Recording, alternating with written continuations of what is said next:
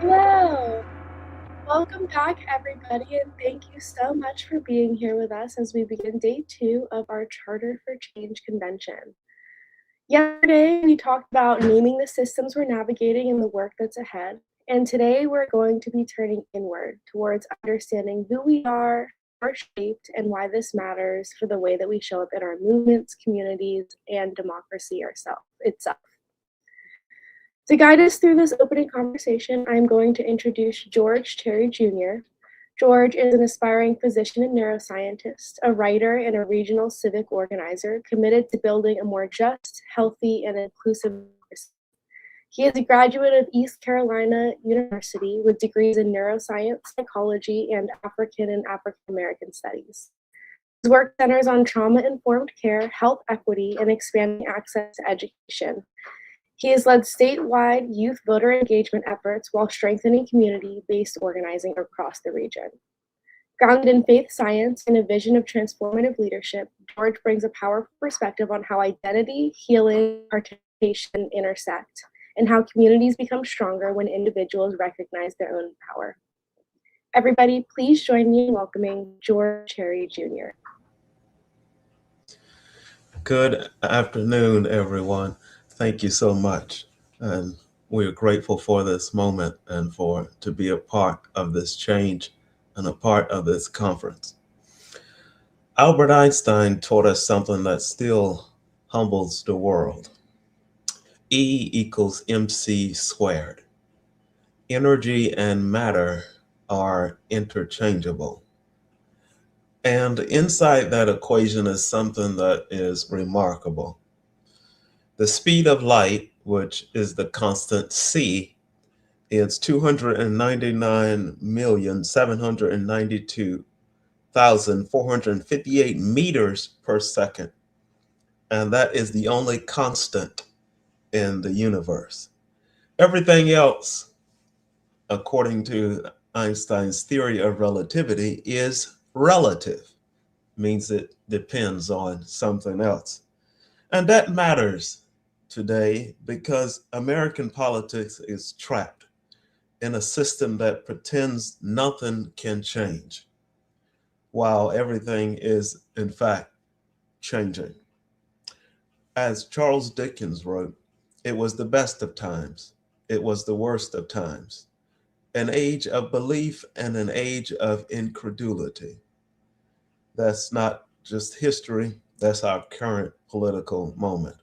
And so I want to talk with you about the power of identity in politics.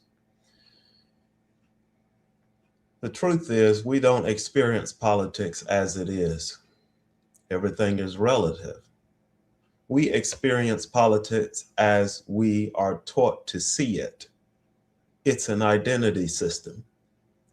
From childhood, people are taught you are either this or that, or you must choose a side. Any alternative is unrealistic. That kind of thinking and that framing becomes invisible and powerful. As a neuroscientist, we know that the brain prefers familiarity over accuracy. So people cling to systems that they distrust because they feel known, because they're used to those systems. That's not loyalty, it's identity inertia. Identity comes before ideology. We like to believe that voters are rational, but behavioral science shows something else. People do not choose policies first. They choose identity first. They vote then to protect who they believe they are, where they believe they belong, and who they believe threatens them. The two major parties understand this. They don't just offer platforms, they offer tribal identities. And as long as politics is framed as us versus them, the system never has to deliver. It only has to divide. And so a lot of the issues are talked about not for a means of a solution, but as a weapon of division.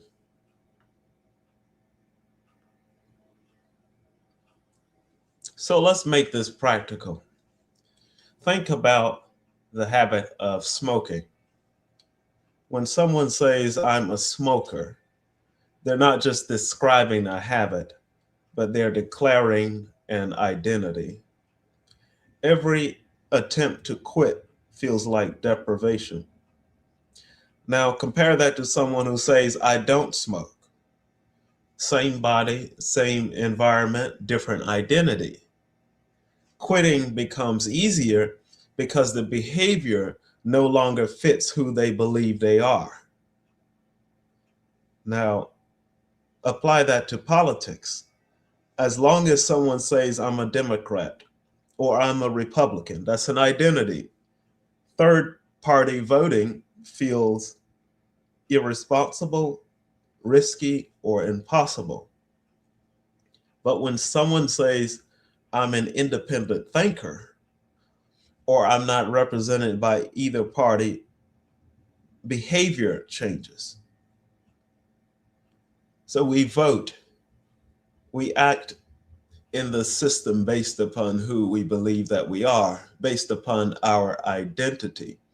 As William James said, who is known as the father of American psychology, that one of the greatest discoveries is that people can alter their lives by altering how they see themselves, how they view themselves, by changing their mindsets.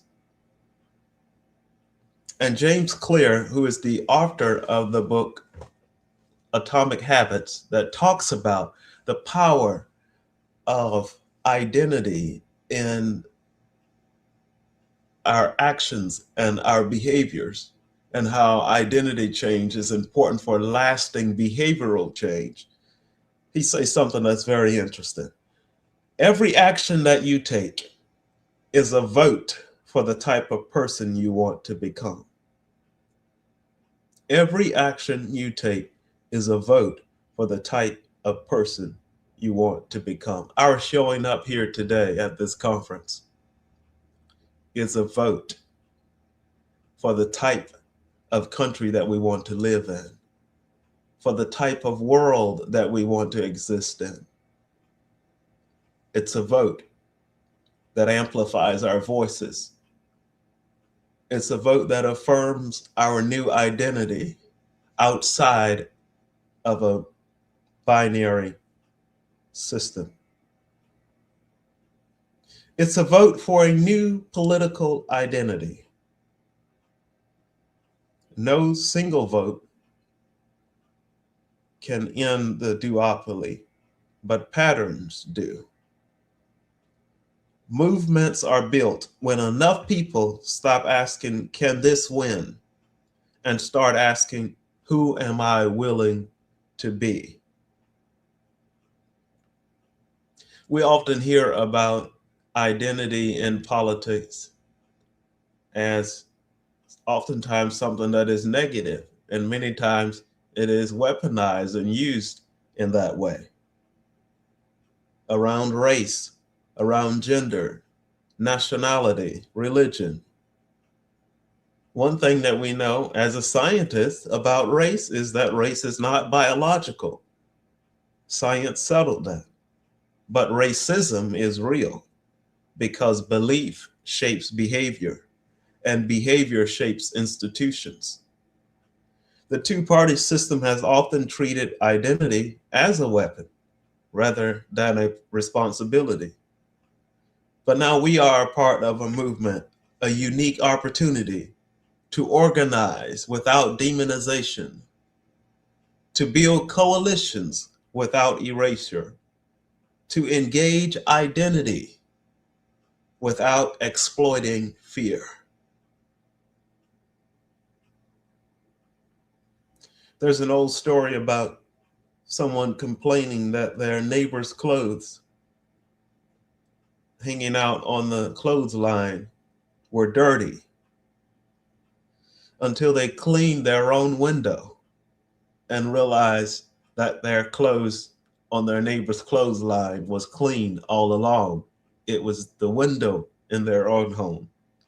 Our political frustration often reflects our political imagination. If we believe we only have two choices, if we believe that we are hopeless, if we believe that we are helpless, we will keep getting the same outcome. But just like that we learned helplessness, we can learn optimism. We can learn the power of a changed identity.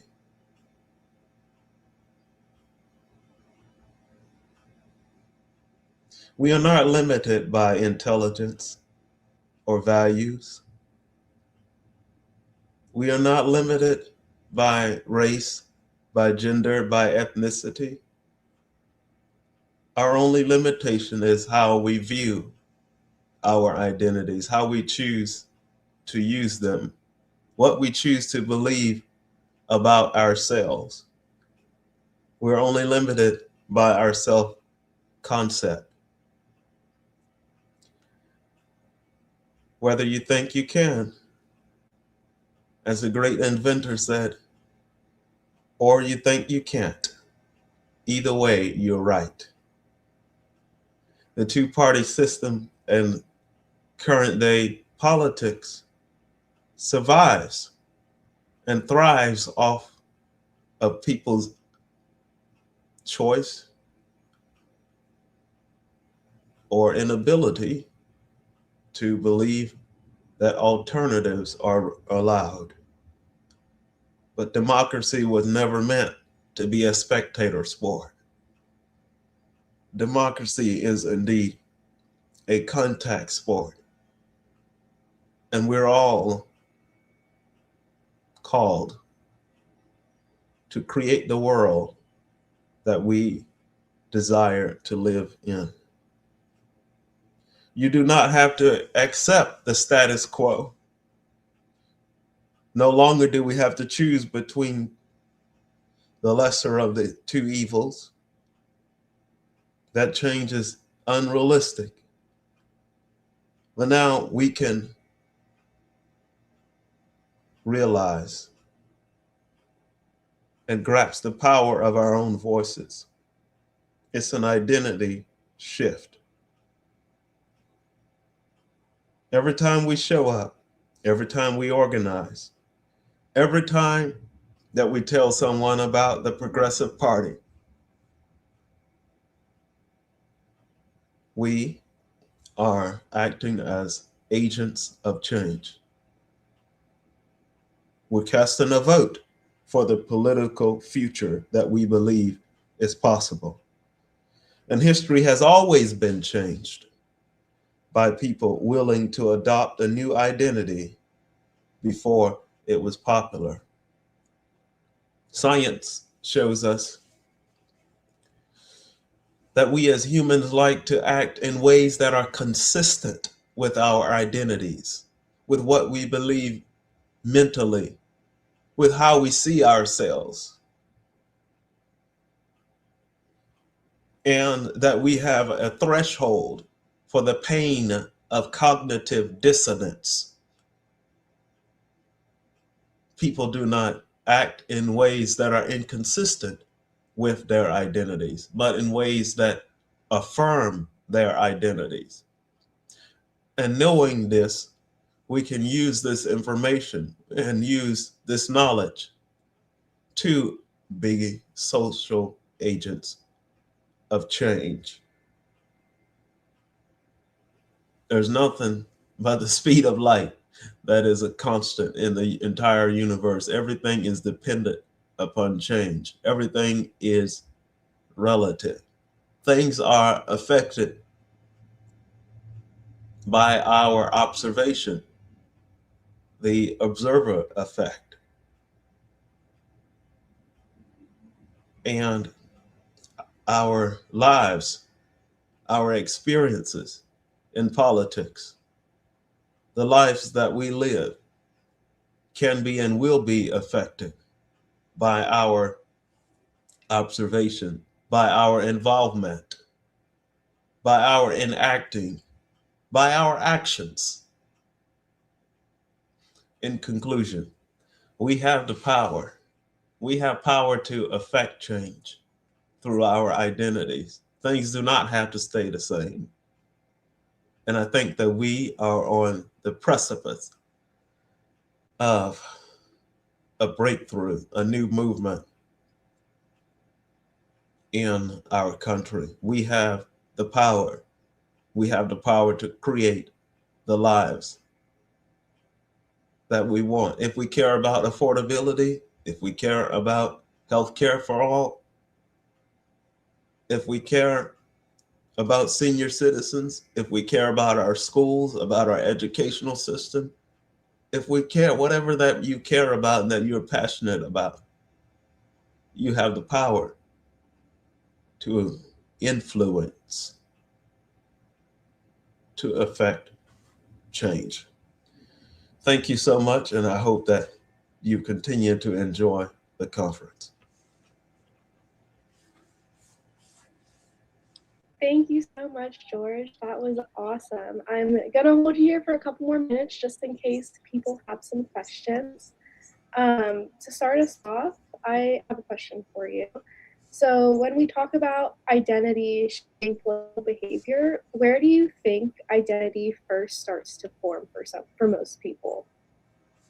Yeah, that's a very great question. It definitely um, in childhood, you know, around the age of, well, when we come of age and begin to understand who we are, and we begin to respond to how other people relate to us, those early years of formation definitely, I believe, form our self-concept. It is the things that our parents tell us that we can and cannot do, and that we begin to remember, and we internalize it subconsciously. And fear is learned. Every response, every action has a precedent in our subconscious minds. And so many times we pick up and gather things and draw conclusions before we are consciously aware. And so that's why I think it takes a lot of work to unlearn what we've learned when we're not even aware that we were being taught.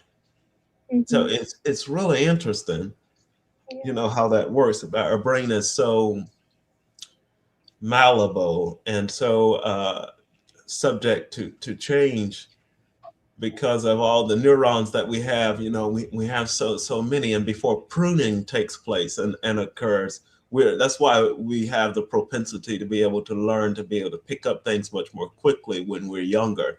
And so it definitely does go back to those early years. But now as we come of age, we have to, okay, see, what do I believe about myself? What do I believe about the world? And try to challenge that.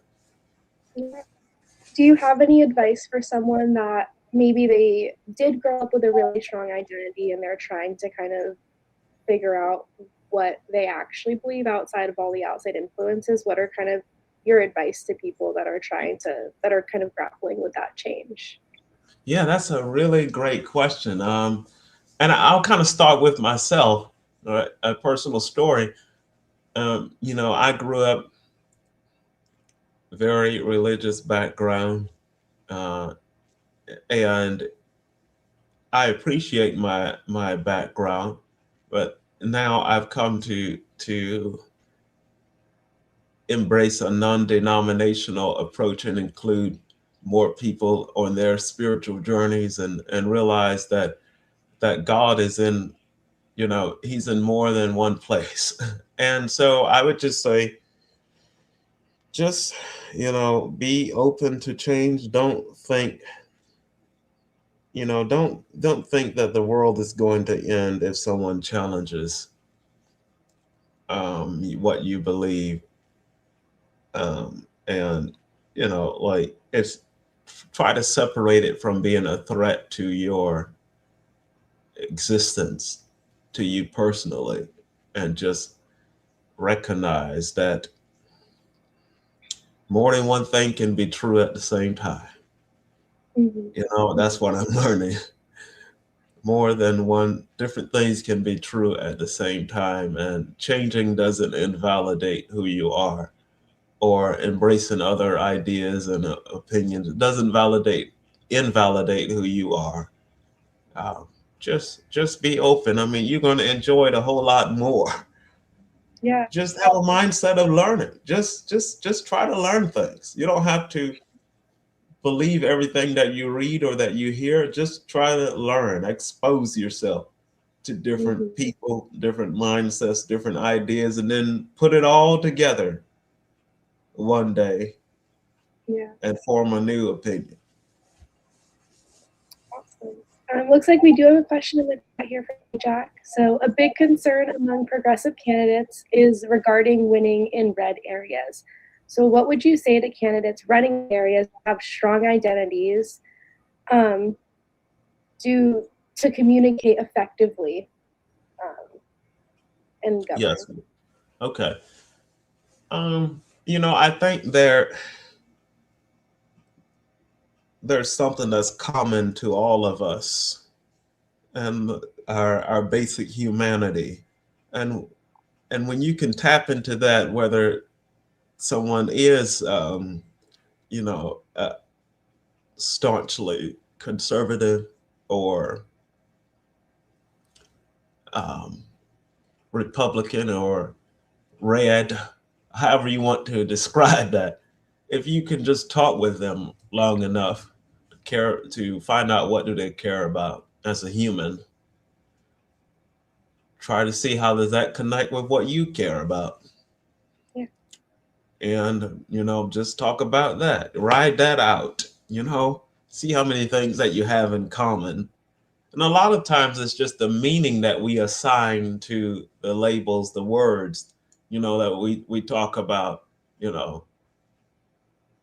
pro-life, pro-choice. It carries such a heavy meaning because it is attached to people's identity. So you have to kind of find a way to use language that is not so charged, to try to get to their heart and to see, like, what do they believe that's actually very similar to what I believe. And I think a lot of people would choose to vote for another party because, I mean, we see that happen. People change when they see that other people they're not like how I thought they were. It's not like how you think many times. They're not like how the media portrays them. Because we give meaning, assign meaning to everything. So like when you just talk to them long enough, so it's dialogue, it's understanding, being able to refrain. It's getting down to our humanity. Everybody has a brain, everybody has a mind. That's irregardless of party, of denomination, of lines. And so just talking to people long enough to tap into that. I love that. Yeah, I think that we make a lot of assumptions about people based on the labels and identities that they claim as well. And I think it's very important to focus on what we all share in our common humanity and all of that. So I love that. Yeah. We're going to wrap up here. Is there anything, like the one thing that you want to leave everybody viewing with, if this is the only thing that they take from your talk? What's kind of like main point that you want to drive home here? Yeah, let's live this experience. Let's live out the things that we're learning at this convention. Let's incorporate it, integrate it in our everyday lives. Let this just be more than a convention, a conference.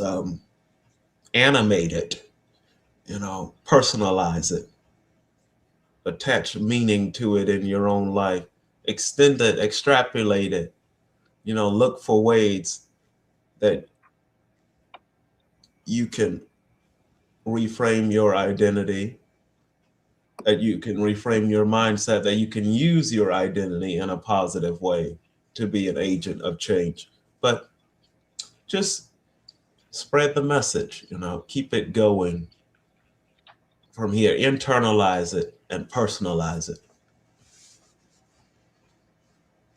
Thank you so much, George. That was amazing. We really, really appreciate you joining us today. For everybody watching, George will be with us tomorrow on Discord for the Mingle with the Speaker session. Right, George? Yep, exactly right. Thank you so much. It was a pleasure.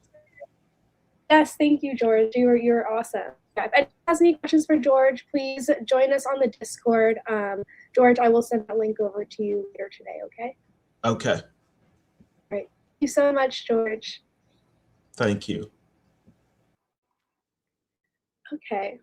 Wonderful. Well, thank you, everybody. That was George. Thanks, everybody, for listening. Next up here, we're going to kind of transition. I'm going to introduce you guys to some of the people behind the movement. So I'm going to introduce you to some of the members of our board of directors and a staff member as well.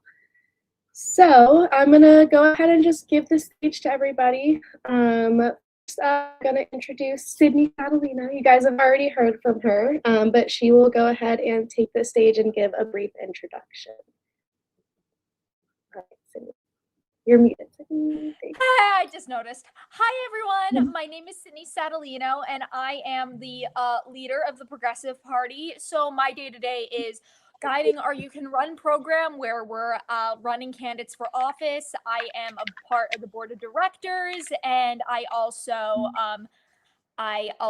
am a leading voice creating the platform. I wrote the entire platform this time, but next year we're going to have a platform committee, as I mentioned, to kind of like craft the next platform and add more issues to it and overall just make it even better. And I do a lot of promotion for the party online, on social media, on Instagram, on TikTok, and I love spreading the word about the party. And overall, as you may know, I'm running for president of the United States in 2040, but I also want to run for local office when I get out of college and eventually work my way up to governor of North Carolina and then president of the United States. So this party means a lot to me, and I'm just really happy to see it flourish. Amazing. Thank you so much, Sydney.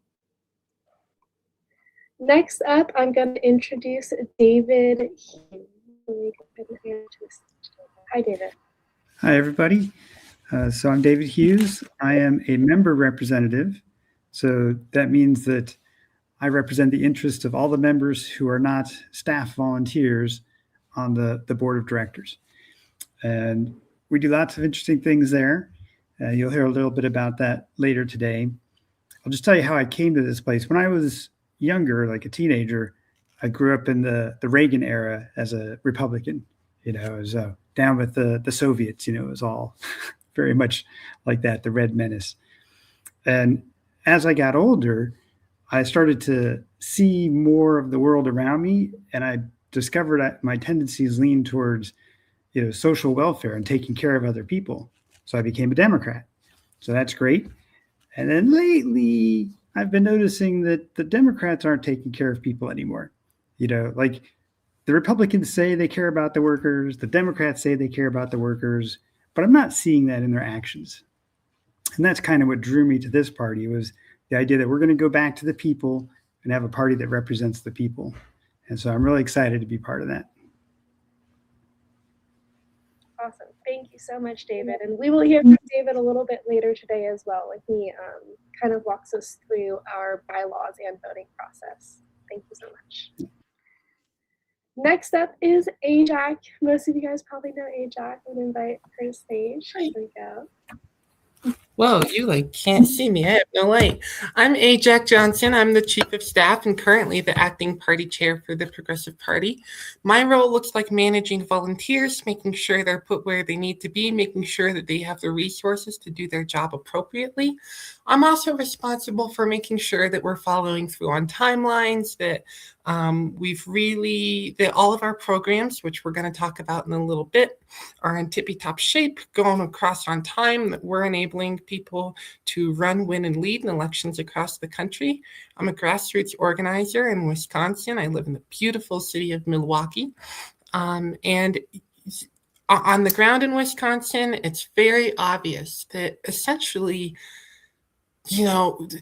Wisconsin's one of the most expensive states in the union when it comes to elections. So the Democrats pour tons of money in, the Republicans pour tons of money in. Back in April, Elon Musk spent billions of dollars in our state election. And I think what that showed to me is that money is really, it's what wins elections. You can buy an election. Campaigns do calculations. How much does each vote cost? So my big dedication, I come from a nonprofit background. I come from an organizing background. And my thought is we've got to change this country. We've got to get us universal health care. We've got to end these endless wars abroad. We've got to bring back democracy, one where anyone in any constituency can say, you know what, I think I could do a better job than that guy, and go out and run and win and lead. So my focus primarily as the acting chair and as the chief of staff has been building a party that can help people run and that can skip that money aspect, build real grassroots power. So I look forward to participating in the rest of this convention. Thanks for having me, Sydney. And also, as you know, later on, I go through my presentation of our programs. You might think about that as you choose my replacement as the acting party chair.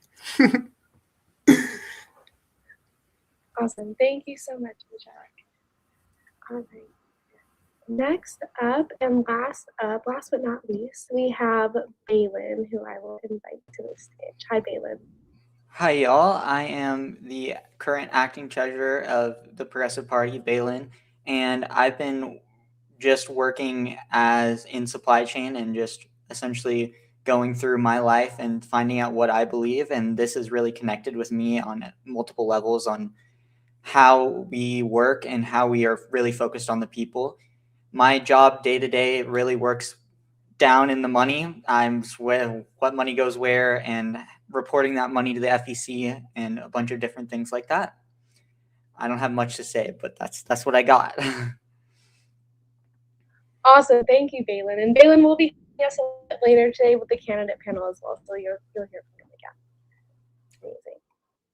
Alrighty, so next up, I'm going to pass the mic off to Ajac, who is going to walk us through an overview of our party program and infrastructure. All right, thank you so much, and Ajac, the stage is yours. Thank you.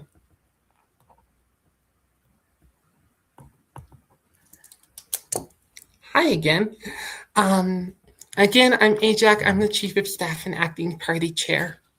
The big mission behind the Progressive Party, and I've already said it once, it's to run, to win, and lead in constituencies across the country. It's so abundantly obvious that our services are being shorted at every level of government. You've got communities that are building data centers, sucking up their water, completely ruining their infrastructure without any input from the people who live in those communities. Meanwhile, you've got Chuck Schumer over in Washington, D.C. betting your healthcare on a pinky promise. So the idea of the Progressive Party was it was simple. The idea wasn't, you know what, we're going to go and replace the speaker. The idea wasn't that we're going to go and run for president right off the bat, right? And we see a lot of parties do this, but we also see a lot of parties start on the ground. The thing is, we're very disconnected in this country, and starting a new grassroots movement is so incredibly difficult and fraught and frivolous. So as we work, I'm accompanied by Sydney, and I'm accompanied by the other Sydney and the board of directors and a whole array of other staff as we build out party programming that makes it possible for anyone to run, to win, to lead wherever they are. We're starting at the ground level and we're building up, and we've got a strong focus on local and state elections. And there's a few ways that we want to make that possible. There's the back end of things, which we might talk about first. Then there's the front end of things. And I'm willing to bet that a bunch of these things are things that you've maybe not heard of yet that are party programs. I know that some of them are going to be surprises to some of you, and I know that some of them are going to be long established. Let's start by talking about kind of like the back end. When I say the back end, I don't mean like what we're doing in the nitty gritty. I mean what we're doing to make sure that the party can continue to function, that the party can continue to grow its reach, and that the party can continue to interact in different ways in different forms of media and such like that. And the first thing that I want to introduce to you is the Freeway Podcast. Many of you already listen to the Freeway Podcast. It's put on by David and Hazel, and they do an impeccable job with it. And I've actually got a clip here from the podcast for those of you who've maybe seen something on social media or seen something on the website, and we're wondering just what a little bit of the commentary might look like. Said Schumer, the Minority Leader Hakeem Jeffries refused to acknowledge the simple facts. Senate Majority Leader. What are the simple facts? I don't know what the simple facts are. These are just bullet points. Cool. Quote the simple facts. Senate Majority Leader John Thune accused Democrats. Oh my God. I don't even know who the Senate Majority Leader is.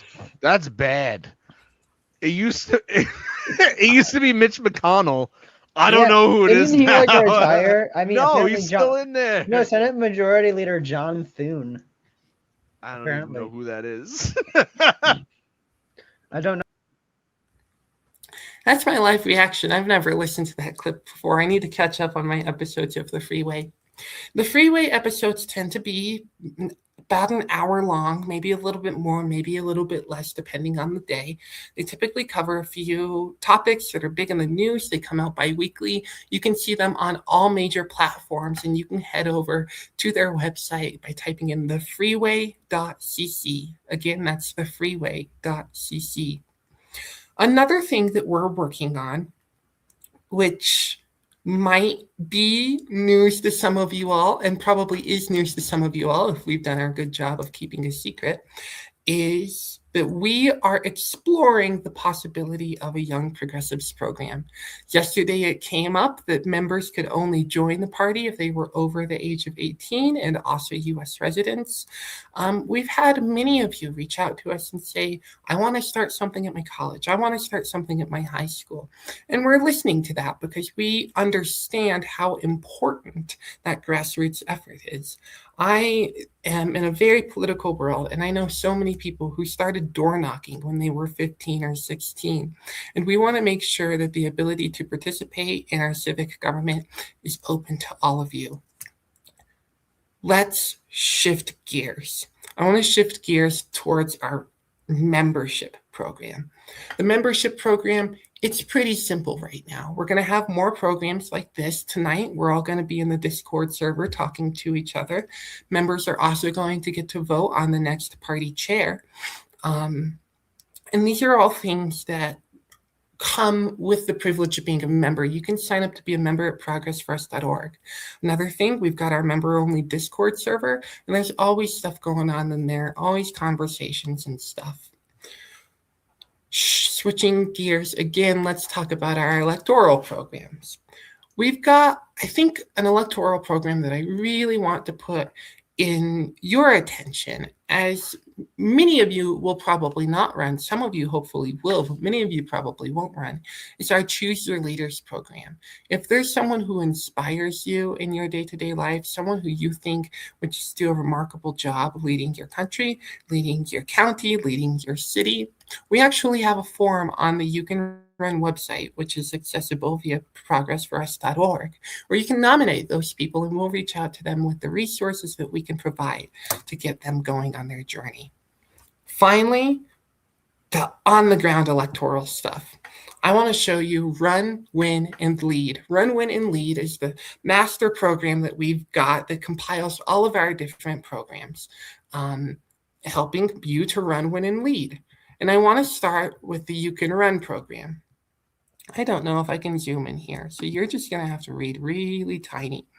The You Can Run program is our program which we use to get people running. It has training modules through Platform Hero.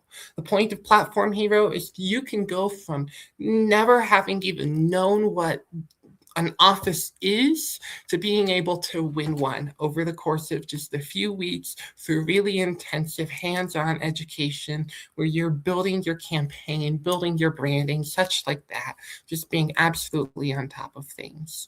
We have a campaign in a box program. The idea behind campaign in a box is that you might get a pre-assembled website, you might get some pre-assembled graphic designs, and of course through Platform Hero, you're building your campaign, you're building your get out the vote strategy, you're building your canvassing team, which is also part of the You Can Win program we'll talk about here in a minute. We've got our candidate peer support program. When we've got more candidates on the map, we're going to have the floor open for candidates to talk to each other, to kind of troubleshoot. And we want to also help campaigns get off the ground with branding. Our We Can Win program is still very theoretical, and a bunch of this stuff is moving around. The We Can Win program is going to be the program which the next party chair has the biggest impact on. Again, this isn't how we run, this is how we win, and this is how we lead. There are a few different components of this, and first it goes back to Platform Hero with the training modules. This is so we can train your team. The Progressive Party is not able to provide hundreds and hundreds of staff and hundreds of door knockers to your campaign. We're spread across the country. But what we are willing to do is say, let's find your finance manager. Let's find your campaign manager, your field organizer, and they can all go through standard trainings that we use across the country. So you don't have to worry about your team in the same way that you don't have to worry about training you. We can train your team. We can get them the team that you need to be able to run, and you can focus entirely on your community. Other components of this is national phone banking and text banking. We're planning to set up a nationwide system, so no matter where you are, you can help candidates in critical districts to win their elections. We're going to gloss over Canvas Hero, assuming you already haven't read it. Essentially, there is a science behind canvassing. There is a science behind door knocking. We're doing the research. We want to make sure that you get only the best. And if you want to be involved in that, you can go online to progressforus.org/volunteer. You can sign up to be a national program organizer, a distributed organizer. The final project, it's called Beyond Politics. Similarly to how George was talking before us about how identity is such a powerful belonging in politics. One of the things that we see increasingly effective in developing progressive policy and scoring progressive wins is being able to talk beyond political borders. When you're running as a third party, you're not only going up against whoever is ideologically different, you're going up against a lot of the world because the DNC and the RNC spend tons of money locking us into these little bubbles, disabling our ability to reach out and reach beyond into new forms of thinking. And that new form of thinking may not exactly be like, oh, we've got to, take over the state or the economy or whatever. But that new form of thinking might be, instead of investing another 10 million in public transit, maybe we should make the current public transit more effective, then reassess. all across the country. Money's being wasted. We know this. And we know that people are mad about it too. We know that we're creating these long, elaborate ways to get around what accountability on the ground looks like. And people are growing mistrustful because of that. We want to help you and your campaign be able to cut through all this political cannon fodder that we use to distract from the actual conversations that we need to have and help you look at problems and solutions. This is a quick overview of what our party programming looks like. I'm excited to work with the next party chair that you elect starting today at 4:45 p.m. Eastern Standard Time to take up the torch on some of these programs, expand them, maybe add some more, and get them in front of you. Thank you so much for having me. And do we have any questions?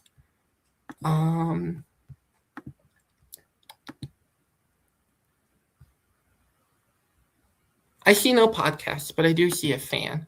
And because I see a fan, I'm going to do the applause sound. Sydney, back to you. Awesome. Thank you so much, Jack. That was amazing. If anybody does have any questions, please feel free to send them in the chat. We'll be doing a little Q&A panel very shortly, actually, and I'll be asking a lot of your guys' questions. So throughout this whole rally, please feel free to send questions in the chat. All right. Amazing. Next up, I am going to introduce Sydney Satellino, and she is going to be talking about our Voters' Bill of Rights, which I think you guys are going to absolutely love. So everybody, please welcome Sydney back to the stage. Hello, thank you guys so much. And yeah, so a couple months ago, me and the rest of the board of directors were thinking about how we could make the promise that we gave to you guys when we started this party, this promise of a party that isn't beholden to corporate donors, but is beholden to you, the people. And so what we decided to do is to create something called the Voters' Bill of Rights. And we wrote it out, and it has a few key things. The first thing is the voter has the right to receive honest and true representation, including the right to clear, honest, and direct communication. We are tired of politicians lying to you. We are tired of people saying, hey, I believe one thing, but then they completely betray their constituents and vote for another thing. We want to change that. We want to make sure that the people who run and you guys have access to honest and true representation so we can rebuild trust in our government and put faith back in we the people. The second point in the Voters' Bill of Rights is the voter has the right to issue feedback to the representatives and to have the representatives present themselves regularly.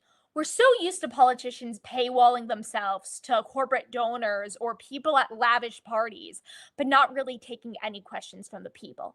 Or if they get emails from their representatives or call the representatives, then usually what happens is that these people, they don't really hear their feedback and they are filtered through interns and they honestly don't really hear, they don't really change. We want to change that. We want to make sure that the people that you elect are beholden to you, not any big money and not anyone that isn't people in your district, everyday people. We want to fight for the everyday person, and that is what that is going to ensure. The third point in the Voters' Bill of Rights is the voter has the right to be treated with dignity and respect by a candidate as the candidate acts, speaks, and legislates.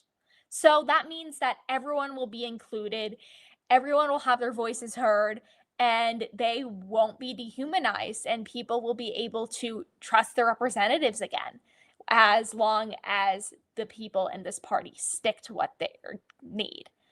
We also have in this Voter Bill of Rights, the voter has the right to retain representation that is free from corruption, bribery, financial manipulation, and other forms of corporate or private coercion, the right to retain representation that represents their interests, and the right to retain representation that is transparent and candid. We We are so used to politicians taking bribes from corporations. We are so used to corporations buying politicians, and then they dilute their stances to please their corporate overlords. None of that will happen in the Progressive Party. They all have a commitment. All of our candidates have a commitment to follow the Voters' Bill of Rights and to be beholden to you, not any corporation, not any lobbyist, not anyone that isn't the people that elect their representatives. We also have in the Voters' Bill of Rights, the Progressive Party chooses to observe and honor these rights of voters, not only because it's the right to do, but also because it's necessary to do so in order to create the world and democracy that we believe that Americans have the right to live in. The Progressive Party, its governors, its staff, its members, and its stakeholders all require that candidates who run for or attain office with the endorsement of the party recognize, observe, and commit to honoring these rights. The party requires that candidates maintain an air of transparency with the party and that they make efforts to communicate changing factors that may inhibit their ability to observe these rights of the party as soon as possible. And through collective reverence for these rights, which will affirm commitment to ourselves, our party, and our nation, we will build a better world. I believe in us, and I believe that we are going to be able to do this. Thank you all so much.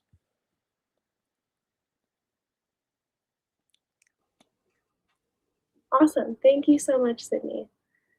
All right. Next up, we are going to take a quick 10-minute break. I want to give you guys some time to send questions in the chat for the board of directors. When we come back, we'll call it 15. So we'll come back at 10:40 a.m. Pacific Standard Time, which PM. is PM. No, AM Pacific Standard. What time is it in Eastern? It's 1:26 p.m. Eastern right now. So we'll come back at 1:40 p.m. Eastern Standard Time for a panel with the board of directors and staff members. Please send questions in the chat that you want me to ask the board of directors, and we will get started on that in about 13 minutes. Thank you so much, Sydney and the rest of the board, and we will see you guys shortly.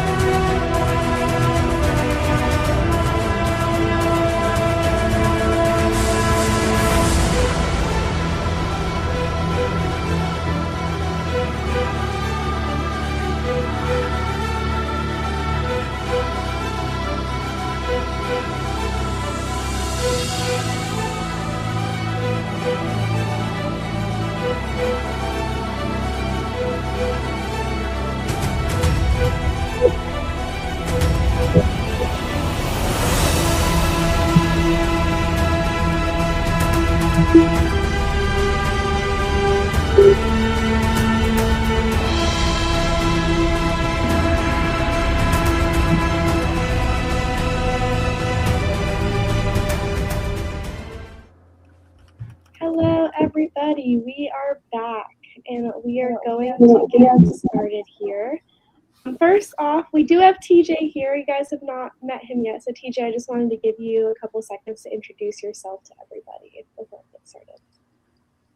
Hi, I'm TJ. I'm one of the board seats, just like David. I came along early in the party's development, and I just stuck right by, and I put my name in the ring, and I'm glad I'm here now.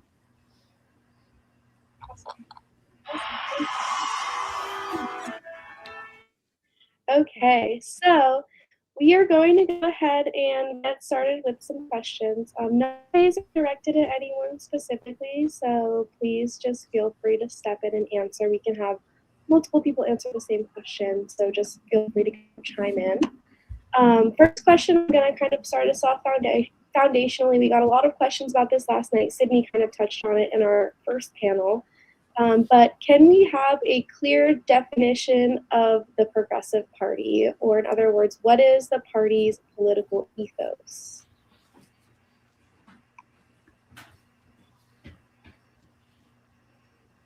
I'd say that the party, it's defined by a strong commitment towards the people and a strong commitment towards wanting to do better in the world, and a strong commitment towards not taking any corporate money, not taking any lobbyist money, not taking any military industrial complex money. We want to create a more humane world. We want to create a fair world. We want to create a world where people are able to thrive, where the American dream can be achieved by ordinary, everyday people instead of just the rich and corporations.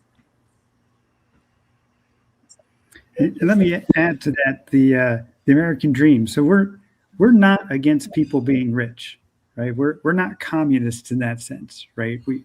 It's an aspiration. Everybody should want to make money, right? But we're interested in taking care of people at the same time, right? Having a conscience about it. And I think what sets us apart is that focus on the people, right? If I say I want to do everything that's great for the people, that also means doing good things for business and for companies and having a strong economy and keeping the debt down, right? Because that's what allows people to succeed. So that's important too. We're not just one-sided, like, oh, I wish everything was equal for everybody. Awesome. Thank you, David. I want to jump off that point and say, like, money it's not a means to your voice. Like, it shouldn't be that money is the defining value that backs your voice. So instead, it's based on like per person, per individual, rather than the amount of money you're spending, kind of thing. So everyone's voice is taken to be the same for us. Next question for you guys. What are some objectives or values that you share with Democrats or Republicans?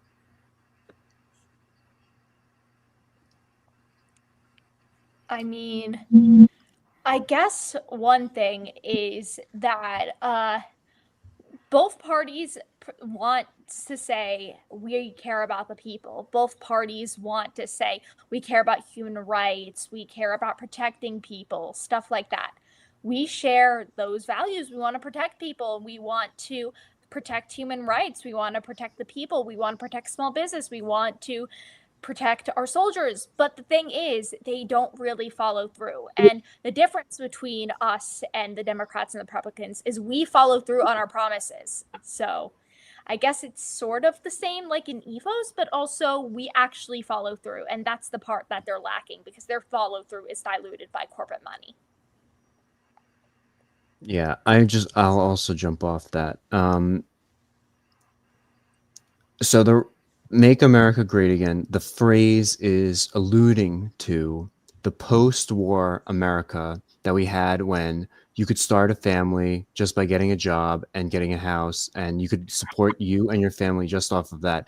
And the idea that is make America great is to get back to that kind of economy, that livable area. But what's not mentioned is how the civil rights was not there at that point, or how we've progressed as a society since then. And what we're trying to do is kind of bring that economic opportunity back to the people, which is something I'd say the Democrats want to do but aren't really doing.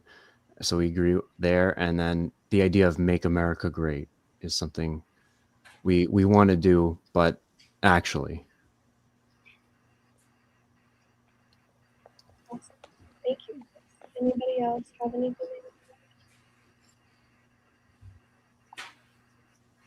Okay, great. So next, I kind of want to talk about like the strategy of having a third party or an independent party versus working with the Democrats or the Republicans. So I kind of asked Sydney this yesterday, so if anyone else wants to chime in as well, but what do you think is the benefit of building a third party from scratch rather than working within the two-party system? I think we want to have not just 3, but more parties. It's a problem that we have national parties, actually, right? Because just look at what's happened in Congress recently. You've got the Republicans voting for measures that are bad for their constituents because they're being told to do it as a national platform, right? The only ticket that's national is the president and vice president. All the rest are state level and below. Like if every state had its own Republican Party, its own Democratic Party, its own progressive party, then the representatives would represent their people and not be beholden to some national ideal that's driven by a single ticket and the big donors behind it. Thank you. TJ, I think you're muted. I was going to say that's another thing I think we're in common with Republicans. Like we have some more ideas for states' rights than I'd say typical than like most parties. I think we have a strong idea of trying to empower people in their locale rather than just across the nation. There's an issue right now where like people want to change like the laws in Texas or in New York, but they don't even live there, and it doesn't really make sense to, you know, when we can have progress across the nation via our own candidates.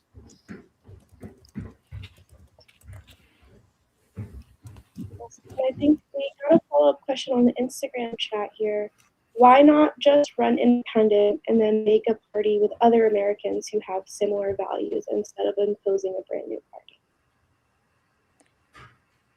Yeah, so we are running as independents in this current cycle because we haven't been able to get ballot access yet, but we want to build a strong party of independent thinkers, of people who believe what we want to believe, of people who, you know, believe in we the people. And we want a strong party to do that because we want to coordinate resources all throughout the nation. We believe that we want to have people winning in all 50 states. We want to empower local communities, but also have a national tie where change can happen everywhere and independence be coordinated. Awesome. Thank you, Sydney. That is very, very helpful.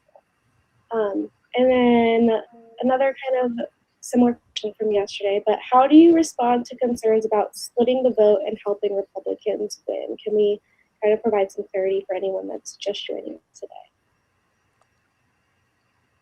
Yeah, so what I said last night is that we want to start local. We want to start in these local elections, city council elections, state legislature elections that often aren't contested. So only one person runs. And in local elections, 70% of local elections had only one choice. And we want to bring a choice to people that actually represents their interests. And as, you know, we want to be a second choice. But also, because we're starting local, we won't have to worry about vote splitting from the get-go, and we have time to build the party. We have time to grow. We have time to show people that we are a viable choice. And then as we get into more competitive elections like congressional elections and presidential elections, we have that backing. We have that proof that we have done stuff, and people will be able to believe in us, and it can avoid vote splitting. And let me add also that there will be places maybe where we'll take away votes from the Democrats, right? Or we might take away votes from the Republicans. But even if we only get 5% of the vote, right? To us, that maybe looks like a failure. Oh, we didn't get somebody elected. But to the other parties, they worry about that, right? They have people whose whole job it is to look at the numbers after the election and understand what's happening. And when in the next election, 10% of the people vote for independence, they're going to start paying attention. What is it we're not doing for our constituents? What's drawing these people away from us? And we begin to shape the conversation about the values of this country even before we've started winning seats. So it's not wasted, like it matters. Every vote matters and it's counted, and somebody's paying attention to that. Awesome. Thank you, David. And then I know like main strategy is going to be kind of starting local. A question in the Discord about existing parties like Libertarian Party, Constitution Party, Green Party shows that going nationwide is very difficult. Getting a party member in Congress can also be very difficult. There was a question about where party an executive director and when. Follow-up question, are there any other kind of like strategies that you have in place for going nationwide once we do kind of increase the party and get into those local elections for getting members of the Progressive Party elected into nationwide office or Congress seats? So we are going to be electing our party chair today. We are going to have ballots sent out at 4:45 p.m. Eastern Standard Time to members of the Progressive Party, and they are going to be able to vote on our party chair, who will help guide electoral strategy. We have 3 different options that people will be able to choose from, and they will be working with me, they'll be working with AJAC, they will be working with the rest of the board to make sure that not only are we going to be able to win these local elections in 2026, but we're going to be able to start planning towards national elections in the future and build a stronger future for the party. And people have flocked to the party because they've heard that I'm running for president in 2040, but we will not be able to get to that future if we don't win these local elections. Starting local is important. And so building that social proof, like someone said in the comments, is vital. And we are going to be able to grow to national elections if we win these local elections. Every race matters. Amazing. Thank you. Any final comments from the board about kind of running as an independent, or like about the two-party system in general before I move this on? Perfect. Okay. Next thing here, I know we talk a lot about not taking corporate money. So where will the party's funding come from? Yeah, I'll start out with this one. At least at current, most of our money is coming, all of our money is coming from you, the people, through donations, memberships, and different fundraising efforts. And that's where most of our main priority is coming from. Now, obviously, as we grow and grow, the goal is to continue having that and really resisting corporate and big donation, and going from really not being fueled by them. Awesome. Thank you, Balin. And then how can people be confident that once the party does gain popularity, it won't become controlled by corporate interests or lobbying groups like many other parties do? Well, it will have to come from the people. It will have to come from us. We'll have to stick to our guns. We'll have to stick to our values. And I've talked about being neurodivergent in politics before, but that comes with a strong moral code that as the founder of this party, the last thing I want is for us to take a single cent of corporate donations. The last thing I want is for us to sell out. And so I believe that having strong leadership that resists that kind of pressure and members that are willing to hold leadership accountable is exactly the kind of stuff that we need to resist that kind of pressure. I love that. Thank you, Sydney. And then kind of follow-up question to that for you guys. So once it does gain popularity, especially if we're not taking corporate money, how do you plan to respond from pressure or attacks from large corporations or organizations that do have a lot of money? Well, we'll have to have people power instead. I mean, that's the one thing money can't buy. Money can't buy the opinions of the people. Money can't buy what they think. If we all put our heads together and if we all resist the pressure and if we all are able to build a better world, then we will be able to resist that kind of pressure and we will be able to build a party without taking a cent from corporate America. Thank you, Cynthia. Alrighty, and then last question in this section here. This is kind of like a big question. Do you think it's possible to fairly reform a system that many feel is deeply corrupt? If so, how?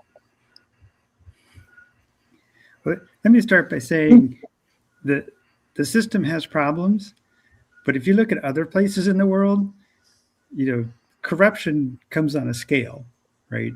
And recently, let's say in the last year, things have gotten much worse, but they're still not nearly as bad as they are in many parts of the world. So I would not say by any means that the system has reached the point of no return, that it can't be saved.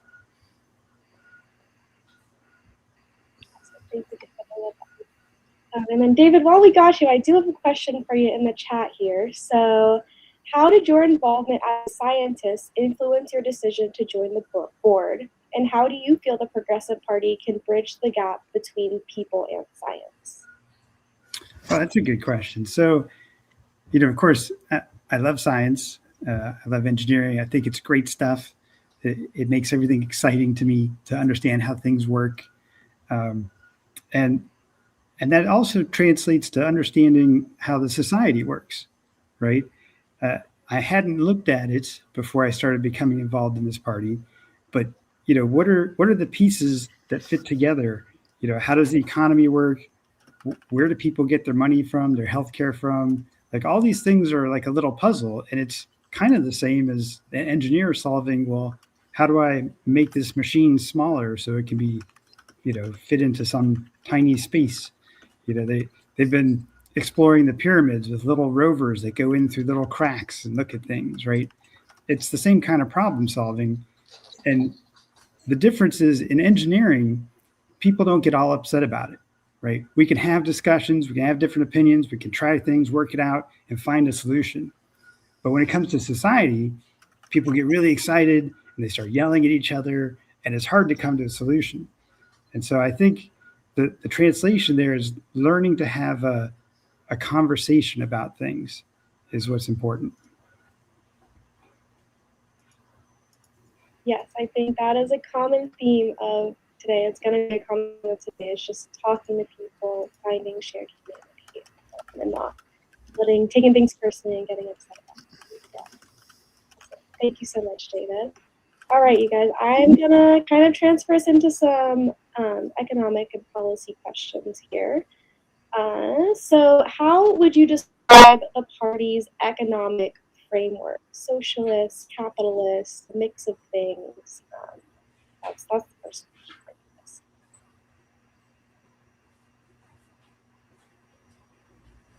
I'd say it's more of like a mix, if anything, but in reality, people sometimes say that our policies are too communist or like something like that just because we're against corporations. But the truth is, our free markets aren't free. We have these big monopolies that control everything, and we're told that it's capitalism. We're told that we are making the best choices. We're told that this is innovation, but it's not innovation when a select group of companies control every single factor. And so trust busting, breaking up these monopolies, supporting small businesses is the cornerstone of our economic policy, because we want these free markets to be free, and we want small businesses to thrive. We want jobs to be created, and we want the economy to be better. We want prices to be low. And all of that can be solved if we just break up the big monopolies that are causing all of this. I want to jump off that as well. And after the Great Depression, the FDR created the Green New Deal. We started getting 40-hour work week. We got weekends. We got the jobs were created. We can do something like FDR. There needs to be the monopolies were broken up. I believe Carnegie Steel was broken up. Lena Khan was in the White House at one point. Someone like Lena Khan can come back to the White House and break up the monopolies that are currently. We do not live in a capitalist society at this point. We live in a corporate society. That's the issue. The best isn't winning. It's the people with the most money is winning. Thank you, TJ.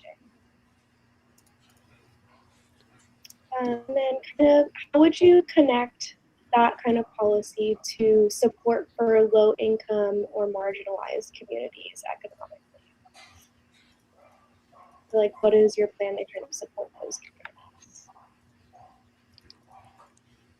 Yeah, so I'd say to support marginalized communities, we need to invest in their small businesses so they are going to be able to have economic power, because the rich are mostly people who have been historically advantaged, and they are the owners of these monopolies, and they have been able to, oppress marginalized groups because of their stranglehold, because of their corporate power. But if we break up that corporate power, then people are going to be able to change things, and life will be so much better for basically every marginalized group imaginable. Thank you, Sydney. And then last question here about economics, unless we get something in the chat.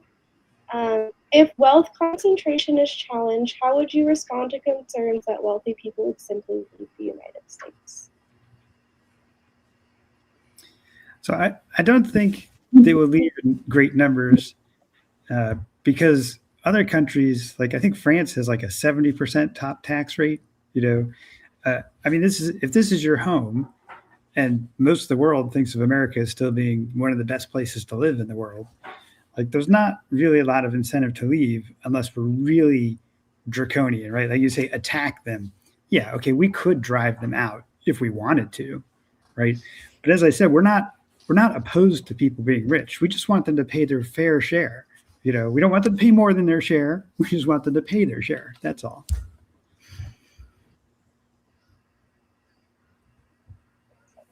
Also, I'm pretty sure the rich people will move out. Talking point has been said in New York every mayor election. Every left-wing city has the billionaires will move out. It's a few big names might move, and that will get reported on. But those are the only names that make the story. The vast majority of people remain where they are. No one wants to get up and move their entire livelihoods around. It's not an accurate representation of reality.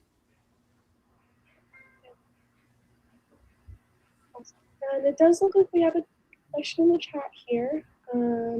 What will the party do to stop homelessness in general, and specifically the question is asking about homelessness for veterans?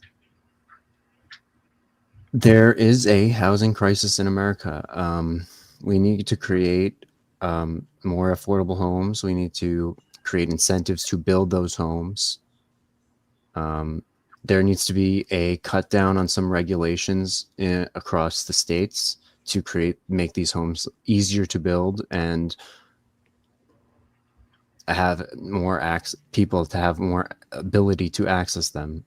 there is a current issue in there's no incentive to build up subsidized homes because there's no money in creating them. So there's a real, like in New York, for example, the housing market is insane. Rent controls don't really help. They actually they raise the cost of rent on other units because only some of the units are rent controlled. There's a lot of ways that we have to take a joint approach to housing of slashing regulations and creating actual incentives. And to address the veterans part of that, it's not just veterans, but really what you're thinking about are the people who have some impediment to getting back to work or to being able to take care of themselves, right? And in the case of veterans, often it's PTSD. They can't hold down a job because of that. Or it could be a disability, right? But it's not just them. And we need to think about homelessness in terms of how are we taking care of the weakest members of society, the ones that can't take care of themselves. And that kind of might touch on to a future question about universal basic income. So maybe we should hold off for that part. But yeah, that's part of our program, even at the local level, has to be thinking about how you take care of your community. I kind of stole my thunder there. My next question is going to be about universal basic income. I know I kind of touched on it a little bit yesterday, but if anyone has any thoughts about their stance on that they'd like to share now is the perfect time.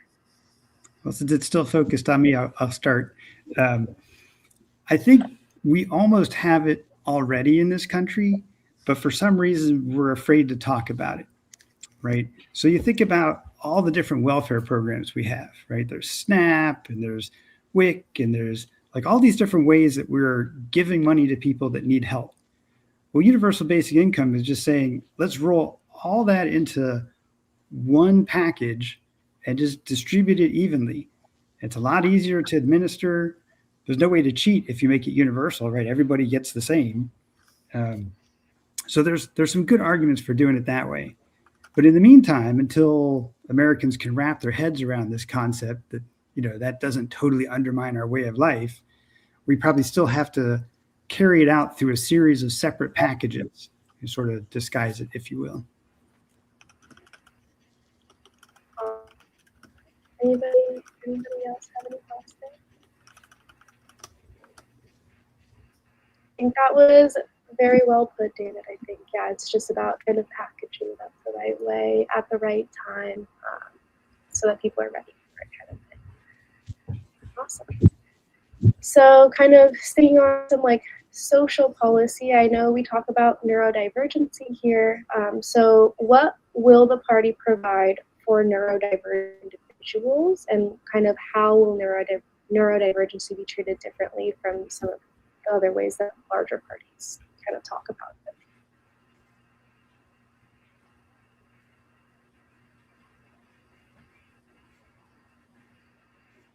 I'd say one thing that really separates the Progressive Party from the other major parties is that we do have neurodivergent people in leadership, and neurodivergent voices are very much common in this party, which they aren't really common in other parties. And we want to make life better for neurodivergent people, especially in the education system. A lot of us have experienced hardship when it comes to education, especially, curriculums that don't serve us and teachers that don't understand us. And I believe that if a lot of members of the Progressive Party are able to run for school board and are able to fix those injustices and reshape our school curriculums to accommodate more different types of minds, then we are going to be able to create something better for all. Yeah, I totally agree with that. We have a volunteer system currently that really is very inclusive to everyone and allows most voices, if not all, to be heard through our party programs, and really lets people of all walks of life to be able to come in and have a voice in different programs and be able to actively help the party in different ways, where I feel like in other parties we don't really have that opportunity. Thank you, Dana. Kind of along the same lines, how does the party plan to provide support for immigrants, LGBTQ plus communities, and other marginalized communities that have been historically overlooked and underserved?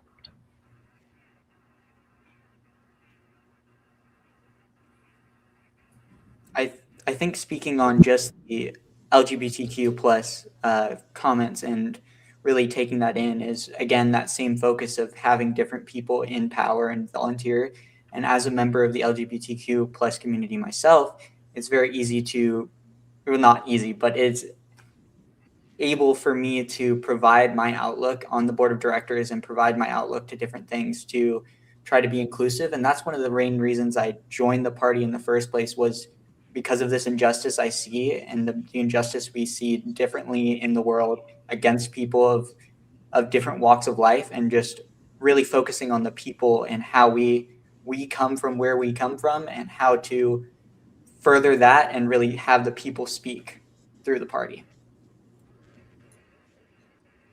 And then let me say on immigrants, I think a lot of the problem comes from these artificial caps that Congress has set on how many people can immigrate legally to the country, right? We're not talking about making an open border where anybody can walk across without being checked. What we're talking about is the people who want to come being able to apply and go through the process and get screened and come legally into the country and be part of the system. But when we cap those numbers and there's more demand than supply of the visas, then people come through illegally, and that's what creates the illegal immigrant problem. In turn, people are upset about illegal immigrants, and that creates hostility. And this is causing, the reason why these communities are marginalized and afraid to ask for help and things like that. Thank you, David. Okay, I'm gonna shift us a little bit. So later today, we do have a talk from Dr. Reverend Caleb J. Lyons, which I wanted to highlight. And so kind of in preparation for that talk, what is your perspective on the influence of religion in government?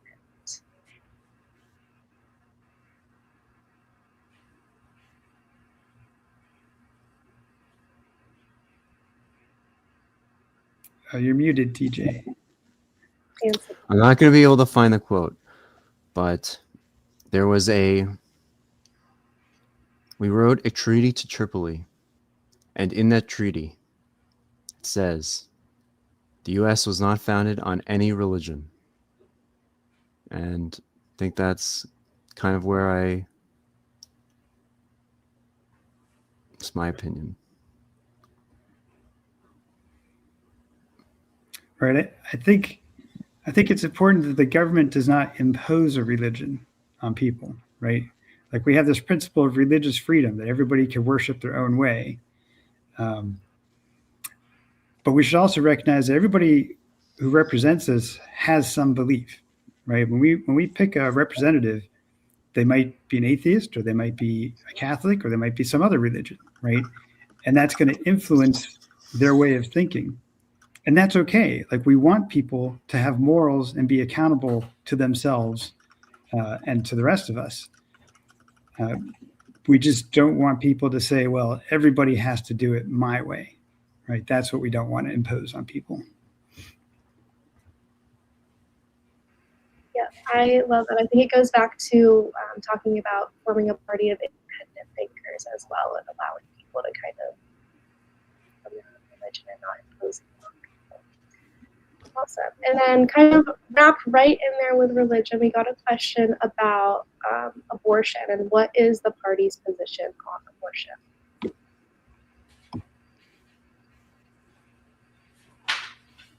All right, I'll throw myself on this one. It's, of course, thin ice for a guy to be talking about abortion. Like, oh, what do women do with their bodies? The official position, I think, is certainly it should be legal. Women have a right to control their own destiny, right? Like there should not be somebody else telling them what they can do with their body. But I think the question has been asked wrong for all these years, right? I don't think you'll ever find a woman that says, "Oh, I was happy to have an abortion." Like, no, they do it out of necessity. So let's ask ourselves, why is this happening?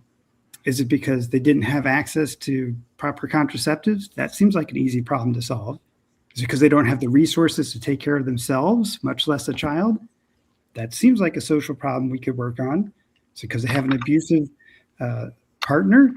Seems like something we should, you know what I mean? Like, I think we could address social problems and bring down the number of abortions without having to go into this whole, oh, let's make this medical procedure illegal. I think the question was intentionally asked in a way to divide us, and it's been phrased that way for a long, long time. Many social issues are framed in a way to divide us. Yes. All right. Anything that we want to add here before I'm going to transition us into some education questions next. So we talked about this a little bit in terms of neurodivergency, but kind of on a bigger level, what are some things that you plan on changing or want to change, hope to change about the current education system?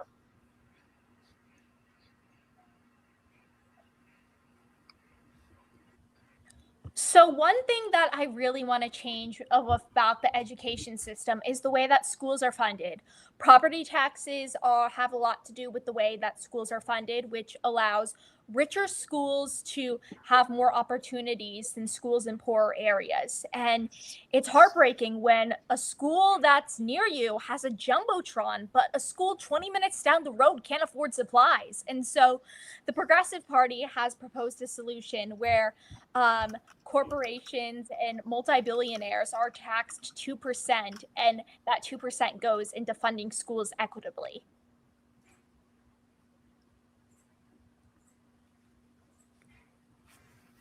Awesome, thank you so much. And then one question here. How would you encourage creativity, risk-taking, and critical thinking in schools, or do you think that will naturally increase by changing the way that schools are funded? Well, I think that we've talked about making the curriculum more accessible for people who are neurodivergent, people who think differently. And I believe that not having such a rigid curriculum and allowing people to express themselves and not tying, school funding to test scores will allow people to be more creative, will allow people to critically think differently, and just allow a better education experience for all.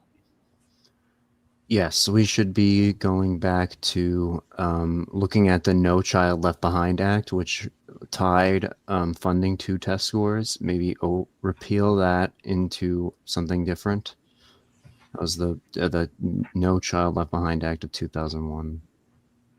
Was really what tied test scores and standardized testing across every and schools would be punished heavily for not meeting the standards, but like neurodivergent children just they struggle with standardized testing because it doesn't meet their needs or their strengths.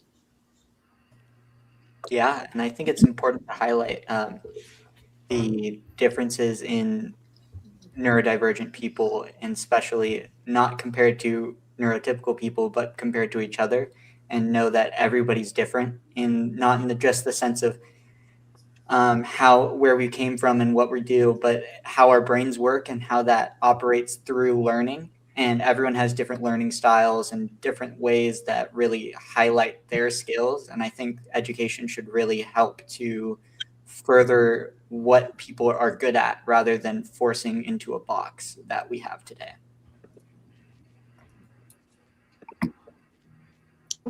Thank you, guys. It looks like we have a question about churches. So how does the party feel about mega churches, and do we think that mega churches should be heavily taxed? So we do not have an official party position on mega churches as of yet, but we want, places to be able to help people, and we want philanthropies, places that have a lot of resources and influence on the community to be able to feed people, to, you know, provide housing for those who need it and stuff like that. And clearly from all the videos that trend every year of mega churches putting on elaborate Christmas productions, but not actually helping the people and not being able to find food for others, then some mega churches are clearly, you know, not doing what Jesus wants. And we want people to, you know, actually give back to the community and stuff like that. So while we don't have an official position on taxing mega churches, that's something that should probably come about in the next platform. But yeah, it's really something to think about, why these trapeze in the nativity doesn't feed people. Yeah, stuff like that. Awesome. Thank you, Sydney. I think that's very well put. Yeah. Any other comments on that, you guys? All right. Healthcare is next. So what steps, like what strategies do you have to combat the rising healthcare costs? Healthcare should be free. Enough said. I'm diabetic. I need insulin to live, and it costs so much money. It costs me thousands of dollars a year just to live, just because my pancreas gave out. I said this last night, and I'll say it again. We shouldn't be living in a country where it costs an arm and a leg just to survive if you're diabetic or if you have another pre-existing medical condition. I'll say I did a little homework last night looking up, like, why is healthcare cost rising? And there are a couple of factors. You know, one is that the population is getting older, so there's more demand for services. But the other one is this consolidation. Remember, we talked earlier about breaking up monopolies. As all these hospitals merge into big, you know, hospital conglomerates, then there's less competition. There's no price pressure on them, and so that's a big part of the problem as well. Yes, and a lot of pharmaceutical companies are owned by insurance companies, so that they set the prices for the insurance, which means the insurance gets to pay whatever price they really want. Yeah, and as being a part of the healthcare world in some way, shape, or form with what I do currently, a lot of costs are much lower on front value than they are with what gets end up being paid by insurance and by the people who need the care. And a lot of different things could be cut out, I think, of the process, and it could be much cheaper as we go forward.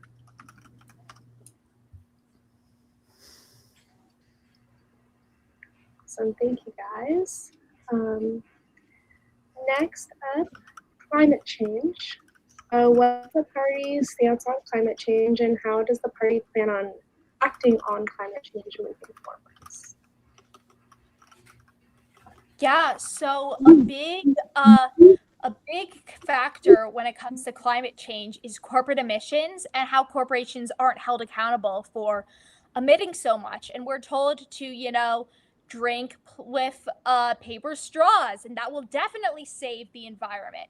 But also, it's just really frustrating when, you know, you have, you know, these big corporations and these CEOs of their private jets and certain celebrities that only need to fly 5 minutes just to do something.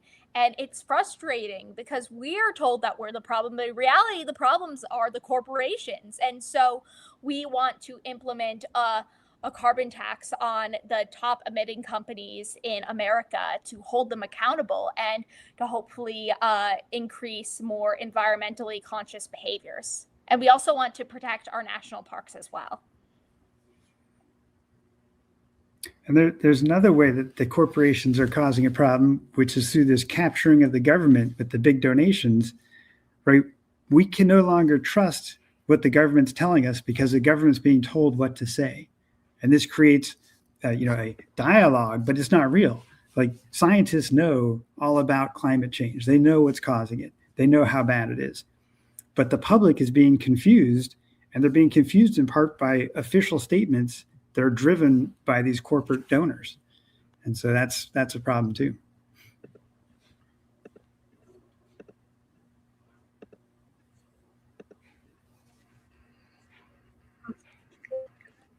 see any additional questions here on climate. So next we're going to be talking about some foreign policy and maybe following up on immigration. I did see a question in the chat. Let's see if I can find out again. Yes. How do we feel about reform for inhumane deportation conditions and just how like the deportation process in general? Yeah, so a big root cause of our immigration issues, like was mentioned before, was the fact that our immigration system is broken and that it takes years for people to immigrate legally, so they're forced to immigrate illegally. And also because we in the past have destabilized many nations, especially in Central and South America, through coups and CIA activity. But we want to implement trade practices that will be able to help not completely like aid those countries, but like help them rebuild, help them build strong economies on their own where they don't have to be reliant on other countries, where they're going to be able to, thrive. And that will hopefully, reduce the need for immigration. And for those who want to come to America, for those who want to start new lives here, we want to make the process easier. We want to cut down on the red tape. We want to cut down on wait times that are years in advance. And we want to help people, bring back due process. Exactly. We want to make the immigration process smooth so that we don't have these problems anymore. Awesome. And then transitioning more into foreign policy things, what is your overall foreign policy stance? And then I'll kind of ask follow-up questions from there.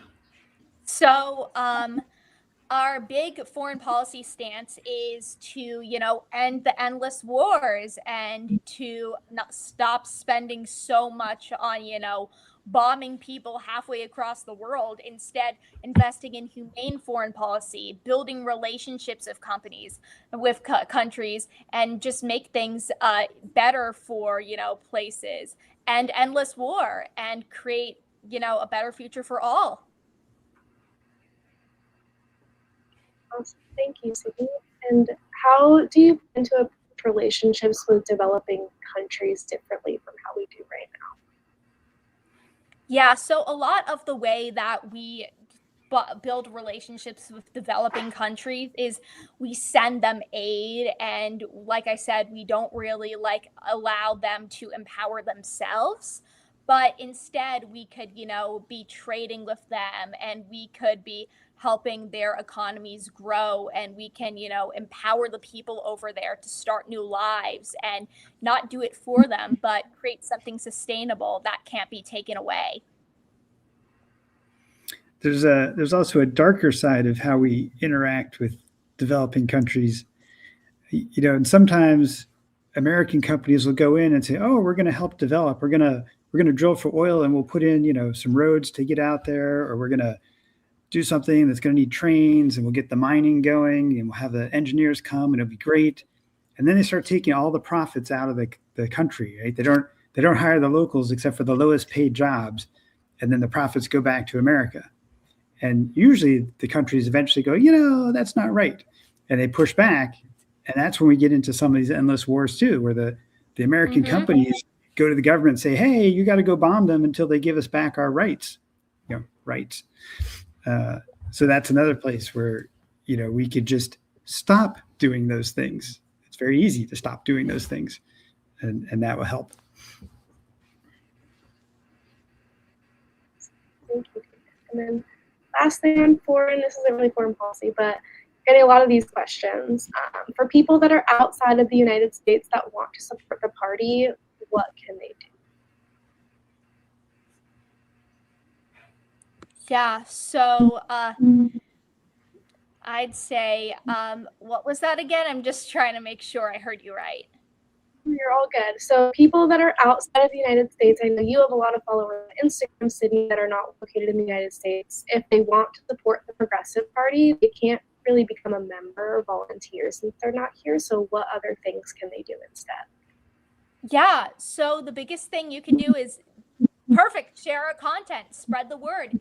There are so many ways that people can, spread the word now with social media and now through word of mouth and just being able to say, hey, this is this really cool thing that's happening in America, and it will help our countries too, because we won't have to deal with endless wars and we'll have better trade relations and stuff like that. But it definitely will matter a lot to people once they're told this. And now with people having friendships in all sorts of countries, like I have friends from the UK, Switzerland, South America, Australia, like I have friends all across the world, and they all know what we're doing because the word has been spread, and they've been spreading the word to people that they know both inside and outside of America. So spreading the word is something that is very paramount. Awesome. Awesome. All right, I'm gonna kind of jump us. So we got a lot of questions about Trump and MAGA and all of those things. So I wanted to address it here with you guys. So kind of first question that we got a lot was, do you support Trump or MAGA politics? And if not, what is your stance? So we don't believe in the Democrats. We don't believe in the Republicans. We definitely don't believe in Trump and the human rights violations that have been happening under his administration. We don't agree with the fact that corporations have been getting a much bigger say, and the fact that his chief of staff is a former lobbyist and her former lobbying firm has been getting so much from these corporations that want to have better relationships. And we don't like the fact that they are meddling into mergers and companies are bending over backwards to please him. We don't like the censorship that is coming from the press, the self-censorship, just because they want better favors with the administration.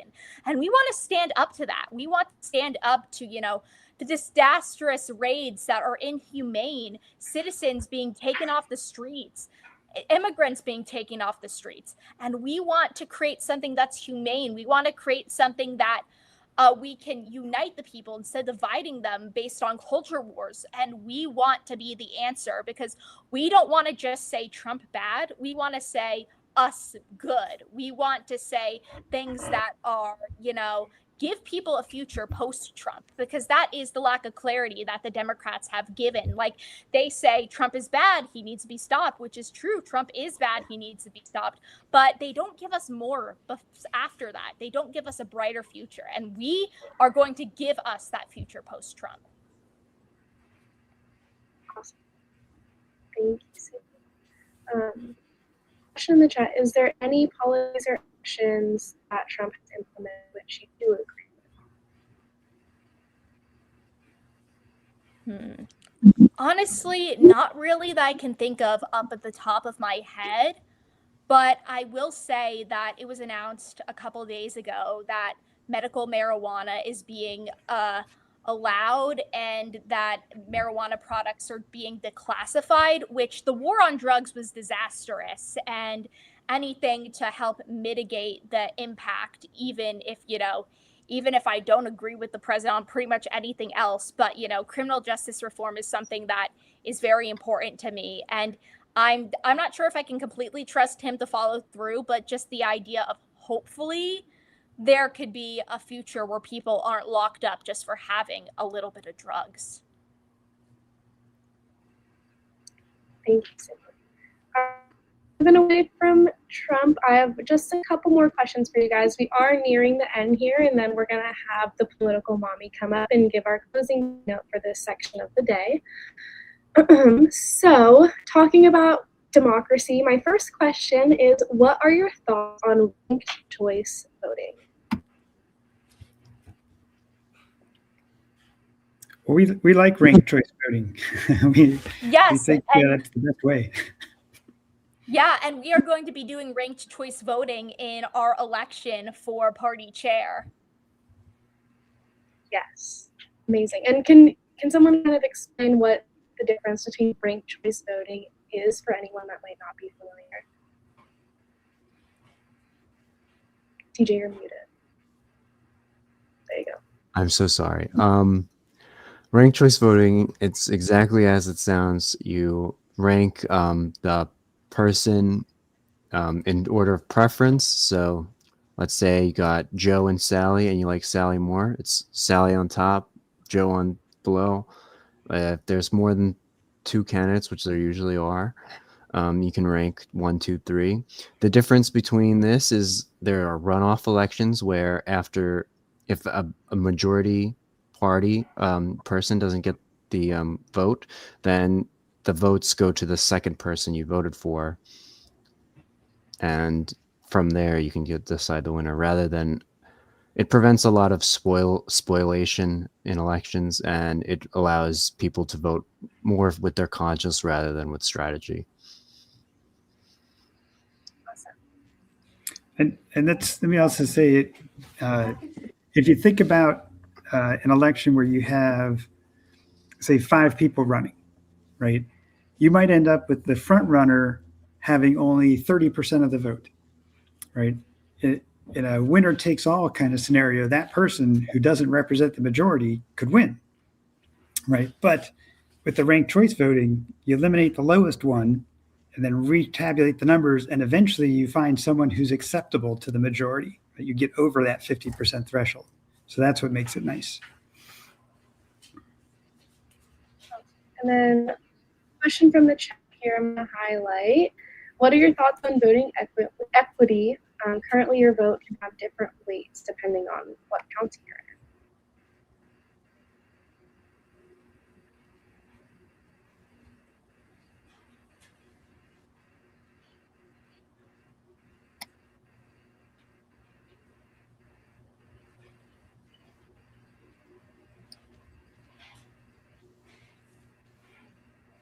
Guess we haven't really thought about that question. We can come back to it. There will be another Q&A session later, so keep that one in the back pocket. All right, guys. Last couple questions here before we're gonna wrap things up.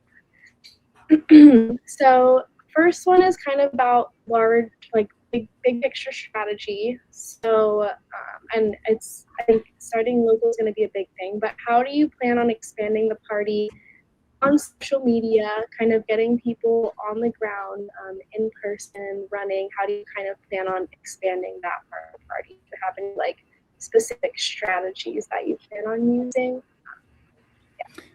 Yeah, we do have a plan to build the party at different levels, right? So there's national party level, there's state party level, but we've worked it all the way down to where there could be just, small chapters, we call it, like little groups of people on a campus or whatever, where, as we move out of the social media phase, we have to get more into the on the ground phase. And we need like people talking to their neighbors and their friends and building community that way.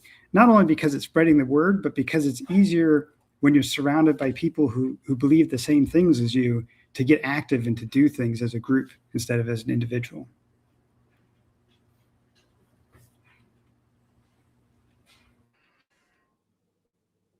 Awesome. All right. Last question for you guys. So for people that are watching this and they're getting inspired and they want to help out. Oh wait, here, it looks like we got here. So the progressive, oh wait, no, we're answering the question. Okay, cool. All right, last question here for you guys. So for anyone that is wanting to get involved and wanting to help, what is the best way to contribute skills or expertise such as economic policy or organizing to be able to help with? Well, if you go onto the website, there's links to click to volunteer, and we've got lots of different kind of positions open, right? I mean, some are very simple things, and some could take more time and be more involved. But that's, AJAC, our chief of staff, she'll work with you and find the right fit. And if you want to help, like, we could use all the help we can. Awesome. Well, thank you guys so much. Does anybody have any closing remarks that they would like to leave everybody with? Or any final questions from the audience? Just thank you for everything. Thanks for supporting the party. Thank you for all of this. I mean, like, this has been such an incredible journey going from, someone who last year was just posting on Instagram, not sure how far this was going to go. And now we're having our first ever convention. And now we broke 100 members just a couple days ago. And people are starting to join the party. People are starting to sign up to run. We have people in 35 states, and so many people are now knowing that we exist, and we're going to be able to create such big change. And I'm super excited. So thank you all.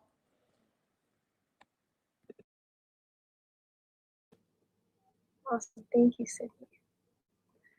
All right. Well, with that, we will be having another panel with the board of directors, just so everybody knows. It will be on Sunday.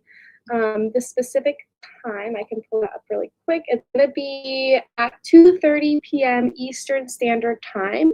So if there's any questions that we didn't get to that you guys would like to ask the board or staff members, if you're a member of the party, you can send it in the Discord. Otherwise, please feel free to message it in the chat throughout the day. I will be monitoring it and kind of compiling a list of questions to ask the board on Sunday, again at 2:30 p.m. Eastern Standard Time. So this was not the only chance you have to ask questions.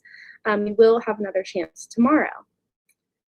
Right. Well, with that, everybody, I am going to introduce our next speaker, the political mommy on Instagram, otherwise known as Melissa Kennedy. This keynote explores how one person's journey from classroom to digital organizing. It shows the power of story, community, and collective action.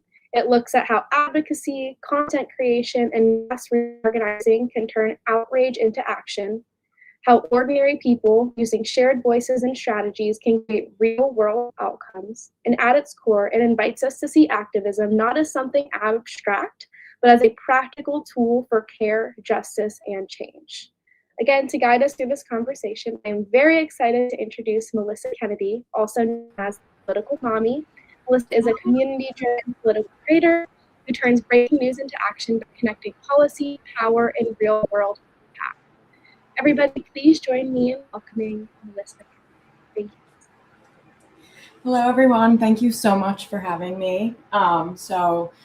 Just to give you a little bit of background about myself, I was a special education teacher for 6 years before stepping out of the classroom and actually just doing this work a few months ago. I started and it took off, and I've been learning a lot of lessons and learning a lot of information, and I'm excited to sort of share my story with you all.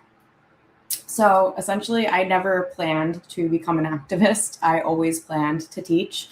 I was a special education teacher, and like most teachers, I believed deeply in my role as a protector and an advocate, and just being a safe place where kids can come if they needed one. I believed in the idea that schools were sanctuaries. That belief started to crack when I became pregnant with my son. While I was pregnant, we ran lockdown drills, and during those drills, I would find myself spiraling, not because I didn't know the procedure, but because my body had changed. My life had changed. And I just kept thinking, what would I do if this were real? Because before I had this belly, before I was carrying my son, my answer was immediate and instinctual. I would have laid on top of as many kids as I could have. I would have never thought twice. That's just who I was. But now, standing there pregnant, I found myself questioning everything. Would I still do that? Could I still do that? And the question genuinely wrecked me. It felt horrible to even think. It felt selfish. It felt like failure, but it was also honest. And it was the first time I realized that the expectations that we place on teachers in this country are not just unreasonable, they're inhumane. After I gave birth, I returned to work, still very much in survival mode. My body hadn't healed yet. My hormones were all over the place. I was still learning how to exist as a mother. And then we were trained in something called I Love You Guys. And for those who don't know, this method was created by a mother who lost her child to gun violence at school. And the last text message she ever received from her daughter said, I love you guys. And I sat there in that training with tears running down my face, And I was just shattered because in that moment, I questioned my entire existence.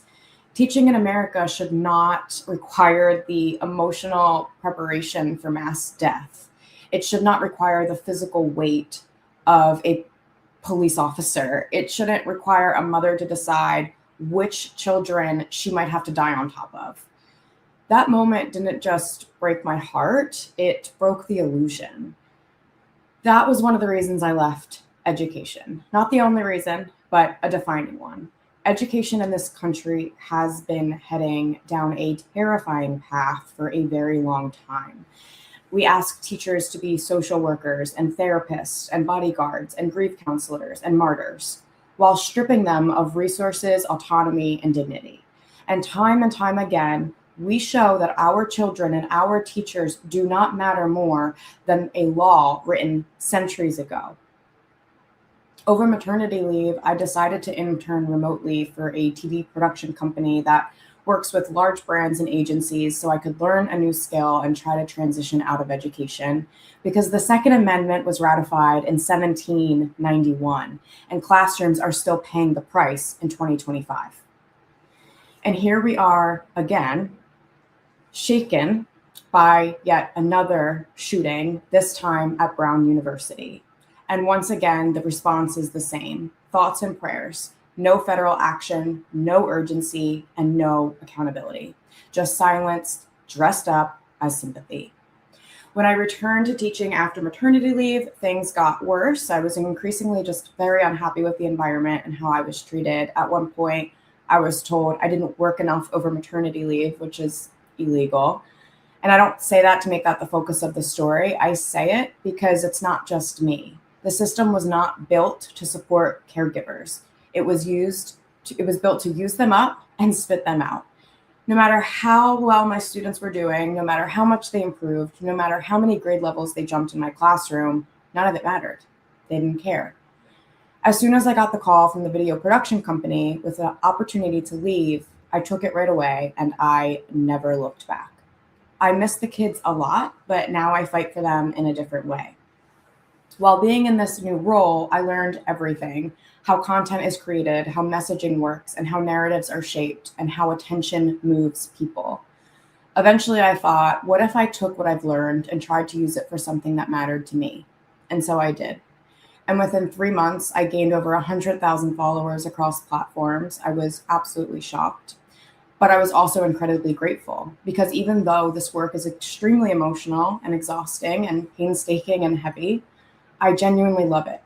And more importantly, it works. In just 3 months, working alongside other creators, advocates, and organizers, we helped get 2 people out of detention, 1 domestic and 1 foreign. The first was Musama Khan, a 67-year-old woman from California who was wrongfully detained by ICE. We knew from the beginning that awareness alone wouldn't save her, so we built a plan. We created very specific call to actions. We made it impossible for people to say, I care, without also knowing what to do. We organized consistent messaging. We worked with lawyers, advocates, and creators. We made it very clear that we would not stop telling her story. While Musuma was on a deportation bus, actively being removed from the country, the order came down to turn the bus around. She was taken back to the detention facility shortly after a judge ordered her immediate release. While detained, Musuma suffered bruising and swelling from cuffs that were too tight. She was denied medication prescribed by her doctor, medication that she was supposed to be taking daily, and the facility was so cold that the detainees were freezing. She was 67 years old. That is not justice. That is not safety. That is cruelty. The second case was Mohammed Ibrahim. Mohammed is 16 years old. He's an American citizen. He was born in Florida. He was living with his family in the West Bank when a masked man showed up in the middle of the night and kidnapped him from his home. Those men were the IDF. Mohammed was detained for over 9 months. 9 months of starvation, 9 months of torture, 9 months covered in scabies with no treatment, little food, and no medical care. And the United States did nothing. He wasn't included in the prisoner exchange because he wasn't Palestinian enough, and he also wasn't protected by America because he wasn't American enough. So Muhammad sat alone, watching people die around him his same age, a child, an American child. This is where the work became even more urgent. We knew that spreading information was not enough. We needed urgency, not just awareness. We determined very specific calls to action and worked with a coalition of advocates, leaders, humanitarian workers, flotilla members, lawyers, and content creators. We simplified everything. If someone wanted to help, they didn't have to dig, they didn't have to do research, they didn't have to guess. CTAs matter, and they can save lives. And in cases like Masuma and Muhammad, time wasn't a luxury. Medical care was being denied. Every day mattered. Eventually, Muhammad was released, but what he endured should haunt all of us. Today, I do this work every single day, unpaid, alongside everything else in my life. It is a true labor of love, and it proves something that I want everyone to understand. We, the people, are not powerless. It has always been us against systems that rely on our exhaustion, our isolation, and our silence. But when we come together, when we build a concise plan, when we move with clarity and urgency, we are unstoppable. I didn't plan to become an activist. I plan to teach for the rest of my life. But when silence becomes violence, speaking up becomes survival. And that is why I'm here. Thank you all so much.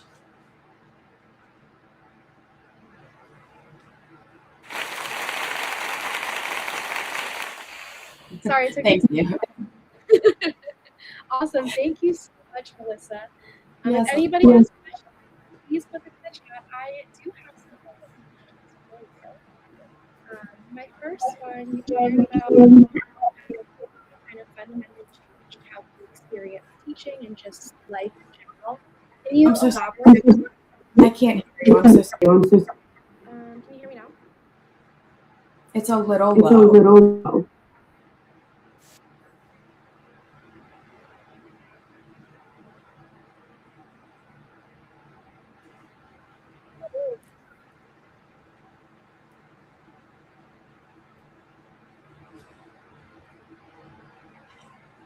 How about now? That's better. Better? Okay. I think so. Cool. Thank you, whoever fixed that.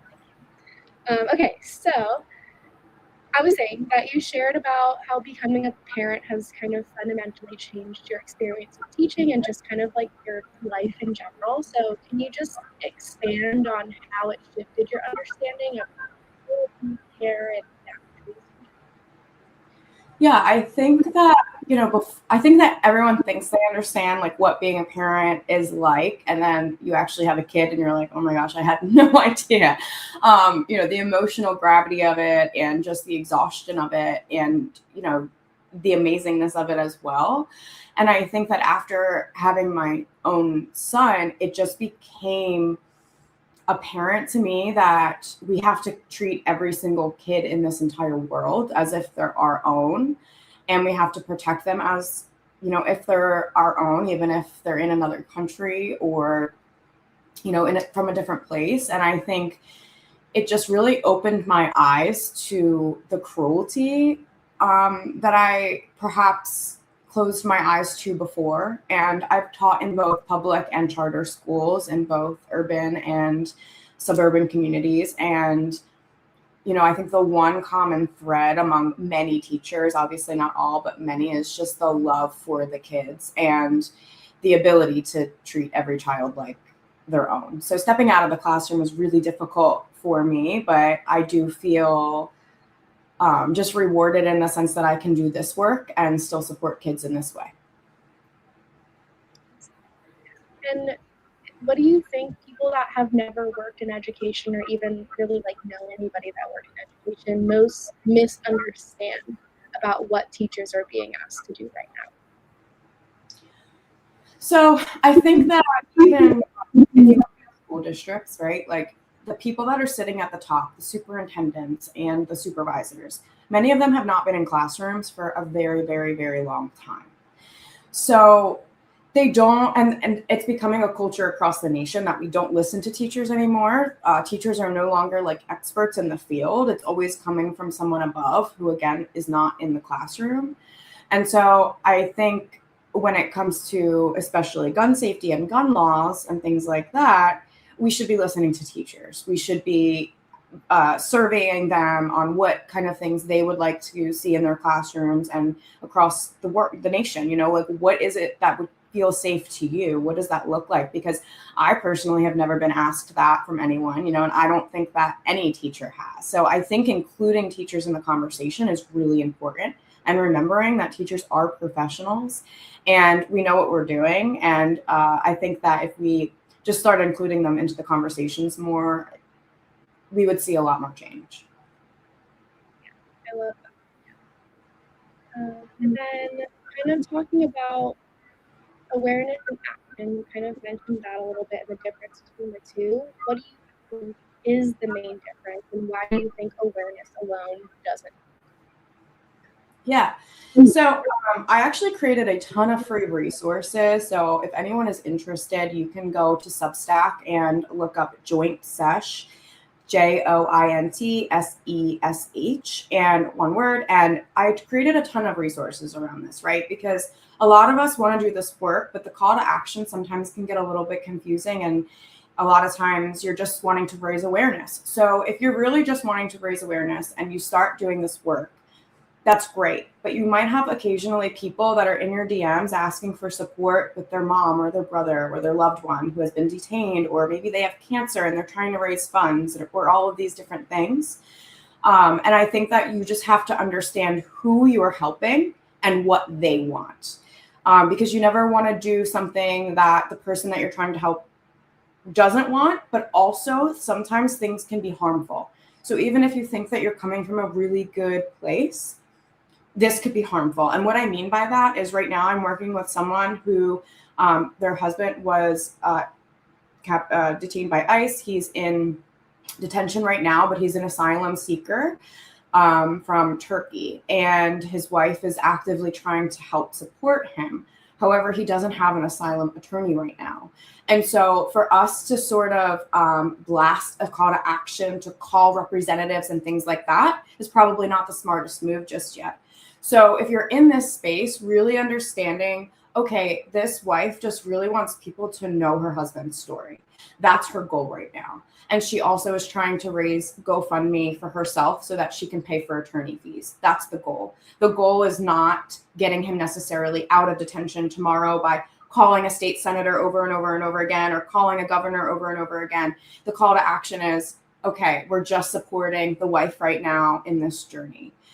For someone like Musama, who her daughter came to me and said, hey, look, they're denying her medication. There are a ton of human rights things that are being violated here.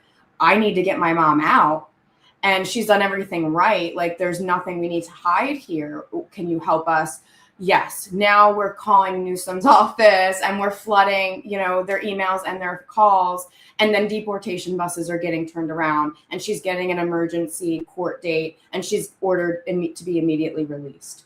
So, like, you just have to really understand who's asking for help and what they need. Also, making sure that you understand, like, this is something you cannot do alone. You need a community to help you with this work.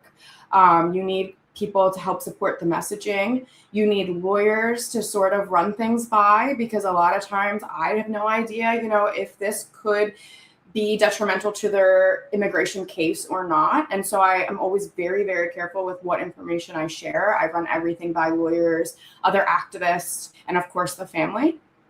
And I typically always send my video to the family that I'm helping before I post, to make sure that my language is correct and things like that. And also getting a lawyer to look at it if that's necessary, depending on, you know, what we're talking about. In the case of Mohammed Ibrahim, same thing. This was an international situation. So I have no idea how to necessarily, like, I don't know how the different embassies work, but there were lawyers who did, and they kind of supported us in that work and saying, hey, this is illegal, this part wasn't illegal, this is what we want to emphasize. So just remembering that you can't do it alone. Definitely, you know, join a community, join other creators, message us, like, you know, I'm sure Sydney too, like, message us, because we need more people and more voices. So, you know, we're open to always, like, I'm always open to helping other creators, you know, get their foot in the door and start this work. Sorry, that was long-winded. I love it. Yeah, no, it's super people listening are really, really into this. And for people that, let's say they want to kind of get started, but they feel overwhelmed or they just feel uninformed or they're not lawyers, so they don't really know where to go, what is kind of like your advice for people just getting started out in finding that community and finding those experts that they need to kind of create real change?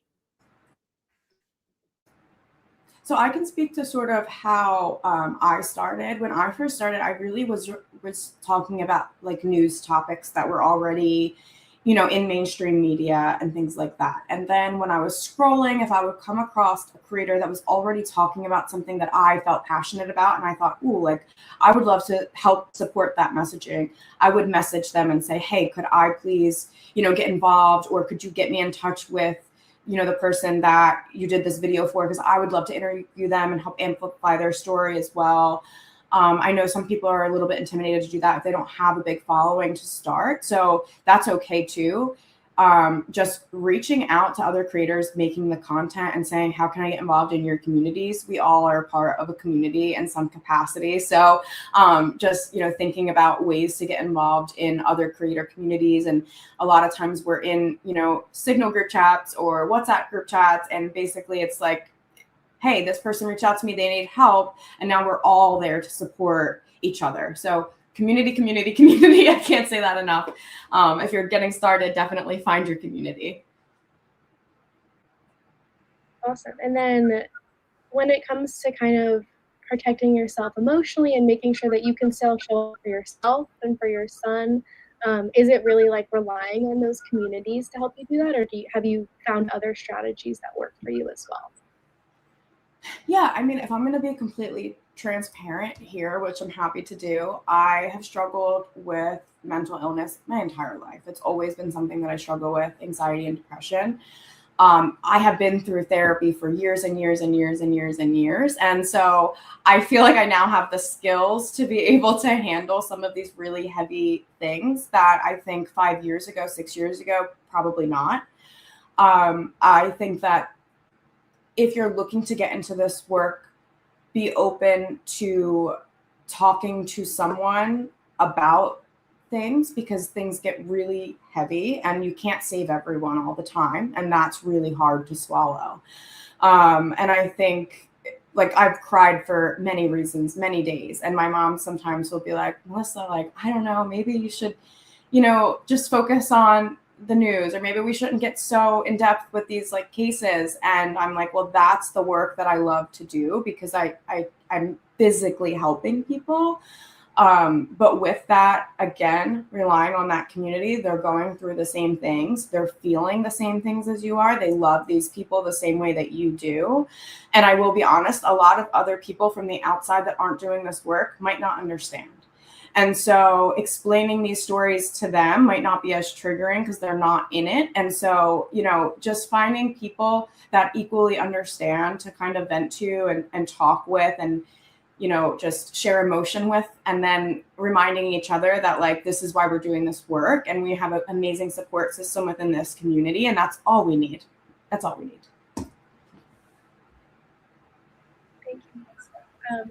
Protecting your mental health. Just make sure. Yeah, super, super important, because we can't do the work if we're not mentally prepared. Exactly. So, very important, Miley. And thank you for being so open about kind of like your journey too. I'm going to leave us on a positive note here. So, what is something that gives you hope right now, even when sometimes the work can feel exhausting or relentless? I think right now things like this give me hope. Just finding other like-minded people that are thinking the same things that we're thinking and feeling the same things we're feeling, and really having hope that there might be change in the future that's not Democratic and Republican. Like, I think that everyone's kind of over it, on both sides. I think we're at a point now where it's like neither side is good.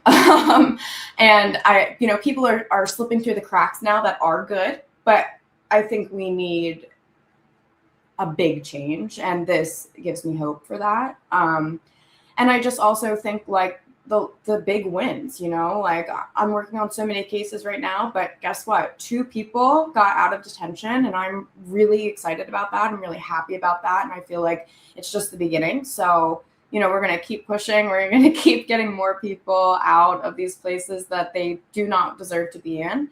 And hopefully soon, you know, all of this craziness sort of settles down and people stop being dragged from their cars and streets. Thank you, Melissa. Is there, the last thing, is there anything, one thing that you want to leave the audience with before you can say goodbye for now?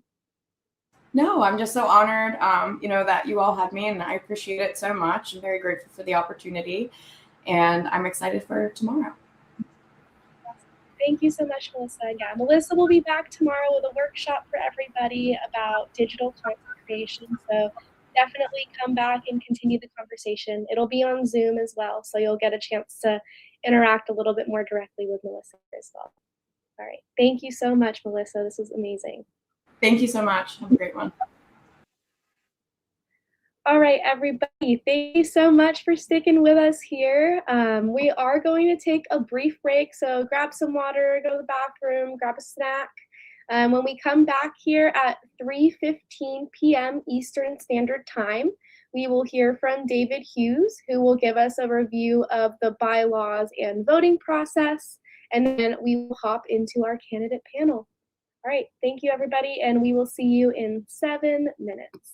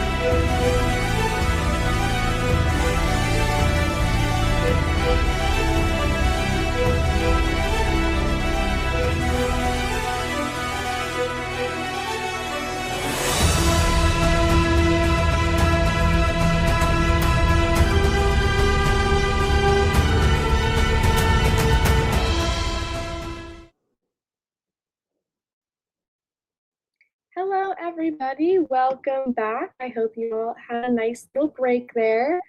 Next up, we are going to be hearing from David Hughes again, who is going to be walking us through the bylaws and voting process to get you guys all ready for the candidate panel, which will be coming right after that. So if everybody can join me in welcoming David to the stage. Hi, David. I will pass it off to you. All right. Well, it is a little tough to follow Melissa Kennedy with the bylaws, but I'll make them as exciting as I can. So what are the bylaws? You can think of them like the official rules that govern how our party operates. So they describe the organization, that we have a board of directors, we have staff and departments. They say who can join, which is basically U.S. residents of voting age. They give you member rights, right? You get to vote in the internal elections. You can file petitions with the board. There's some accountability sections. They talk about ethics and disciplinary actions against the board if we're doing bad things. There's some transparency, like having to keep meeting minutes, making them accessible to the members. They're kind of like a constitution for us that define, who does what and how the decisions get made. Now, the board of directors, it sets the policy, it provides strategic direction, whereas the volunteer staff handle the day-to-day operations. So there are 7 seats on the board. There's kind of 3 leadership positions: the party chair, which we've talked about a lot, the party leader, which is Sydney, and the treasurer.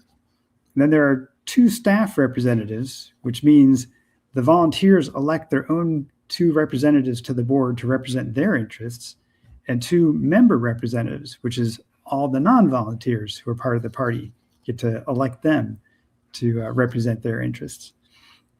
All the board members have equal voting power. We do things like we could amend the bylaws. We set the date of the convention. We can approve department budgets, things like that.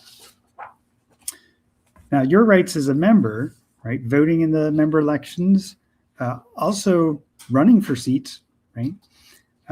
Petitioning the party on important issues, and having access to the meeting minutes or even watching them live.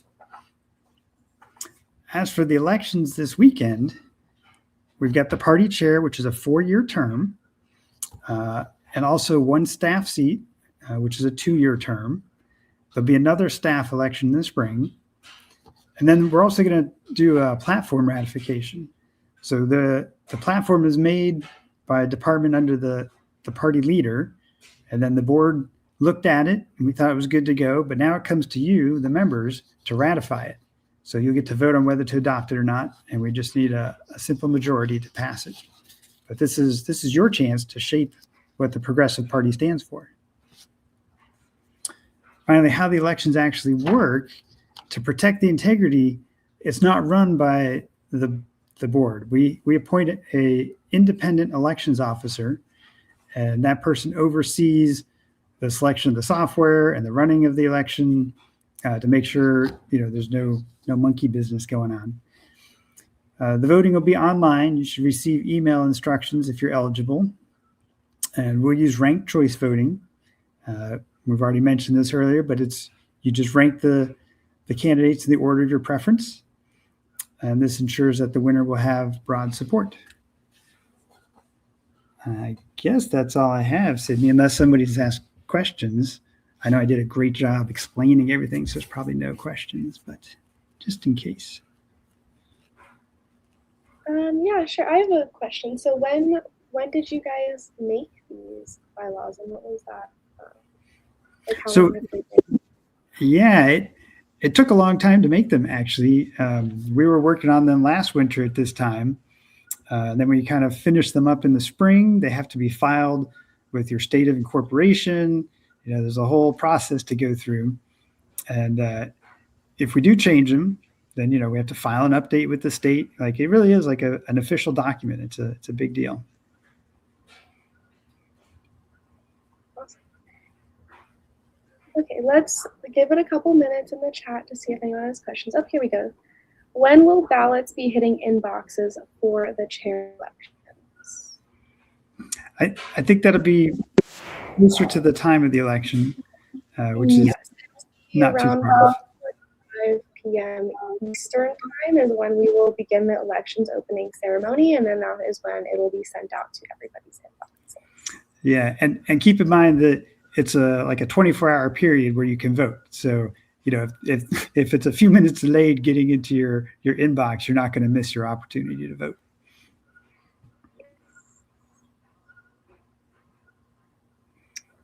Do we have any additional questions about the bylaws or the voting process? I'm gonna just give it.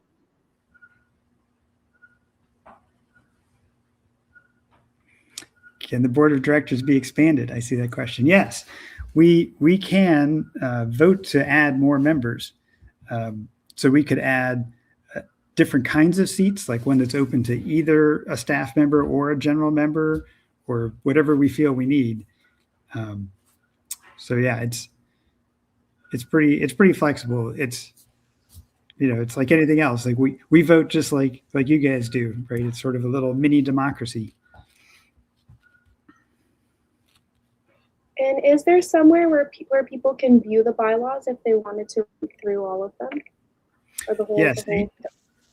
Our chief of staff, Ajak, holds the keys to that copy. So, but anybody in the Discord can ask her and she can send you a link to go view them. Yeah. Perfect. Awesome. Then can the bylaws be changed, and how would a member go about changing them? Right. So the board can change them with a 2/3 vote. So if there's something you thought should be added to them, probably the best way to do it is to contact a member representative like me or TJ, right, to share your concerns. We would take it to the board. We'd discuss it. If we thought we wanted to make that change, it would go off into a little subcommittee that would try to come up with the actual wording, like how we want to say it to make sure we don't trip over ourselves and make some legal mistake, right? And then we'd vote on it. And if it passes, then we would file the amended version. Yeah. Awesome. And then are there different, like, does everyone, the member of the party, get to vote? And is it only members that get to vote? Or kind of how does that process work on who gets to vote on the bylaws? So the voting on the bylaws is just the board of directors, right? And that's why you have a representative, right? It's just like we don't all vote on everything that's in front of Congress. Like we pick representatives and then they do the voting for us for that, right? And so that's why when you pick your party chairman and you pick your staff member, like these are important choices. You want to pick somebody that's going to represent you in the way that you think that's how you would vote. You know? And when does the board vote on these things, and where? So we're required to meet at least once a quarter, so 4 times a year. Because we're so new and there's so much going on, we've been meeting basically weekly, right? But not every meeting is like a real official high-powered meeting. Some of them we call working sessions, right? And so we just kind of get together and work through things. And then when we need to vote on something, then we call an official session. We have the minutes and we go through a little process. And there's a link to where you could watch these. It's like a Zoom meeting kind of thing, or a Google Meet, I think it is. Although the time I think might be incorrect on the website, but we'll get that updated. And then if you want to, you can follow those links to watch us when we meet. So it's open to the public. Anybody can join those meetings? Yes, it's a public meeting. That's in our bylaws that we have public meetings. It is possible for us to hold a closed session, if we're going to discuss whatever, our new credit card number or something that's not public, right? But in general, it's all public meetings. Yeah. Awesome. And then when you guys are voting on things, how can members kind of stay informed on what the board is voting on, and how are any results communicated to members?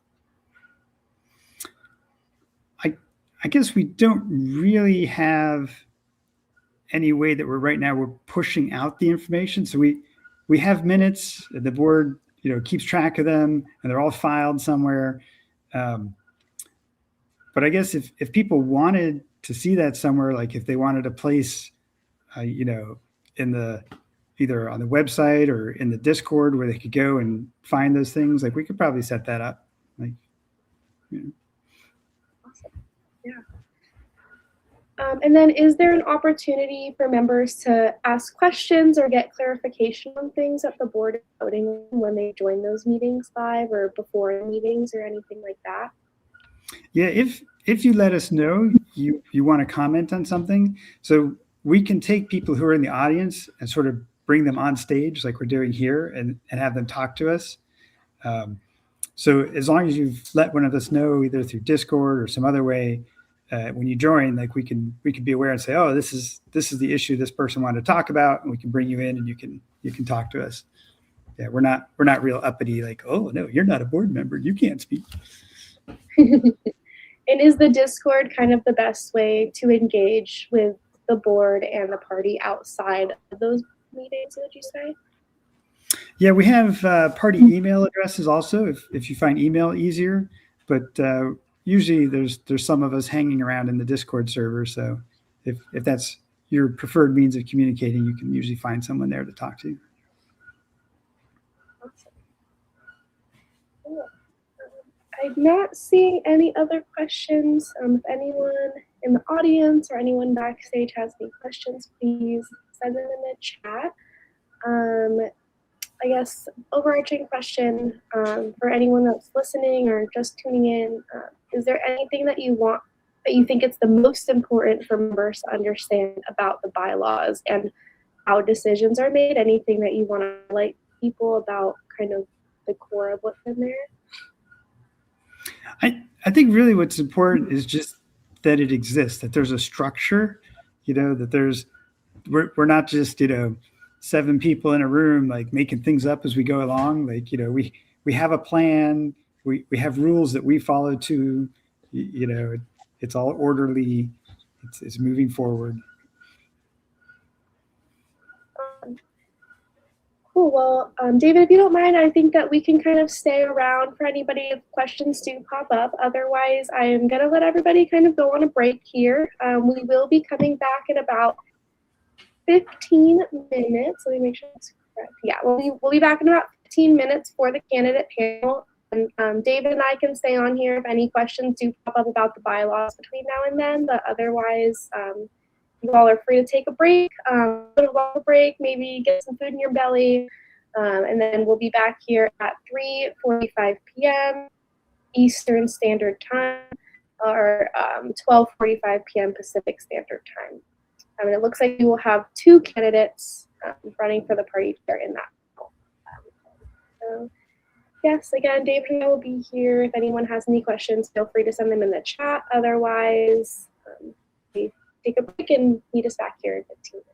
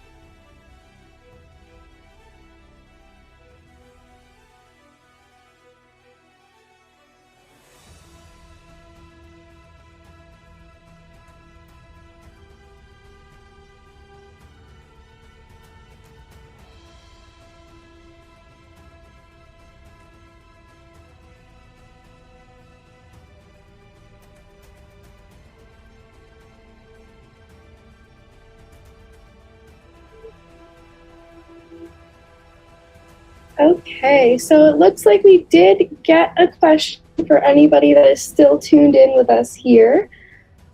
So what does a party chair do, David, compared to our chief of staff, for example, AJAC?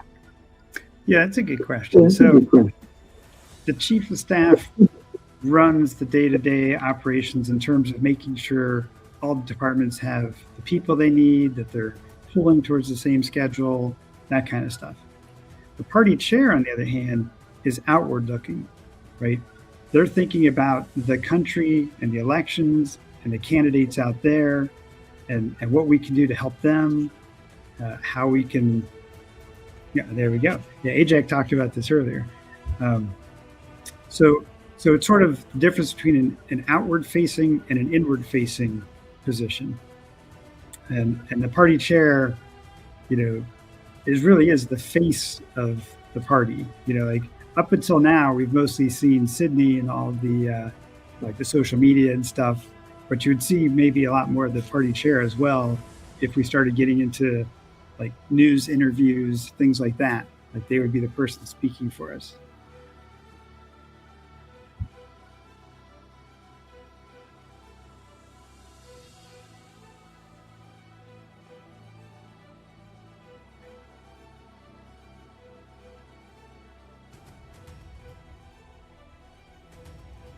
Oh, now you're muted, Sydney. I was just saying that, yes, we are also very excited to have someone step up and especially take a lot of the weight off of AJAX. I know that she's been doing so many different things and wearing so many different hats. So it'll be nice to have another person kind of help us out. I'm very excited.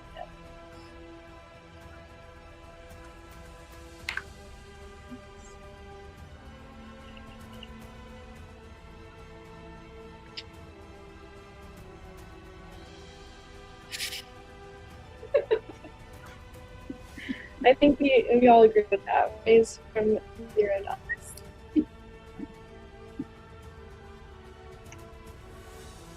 I guess I have a question for you, David. What are you personally looking for in a party chair? What are some of the qualities that you think you're looking for in this upcoming candidate panel? So one of the things is like commitment and availability, right?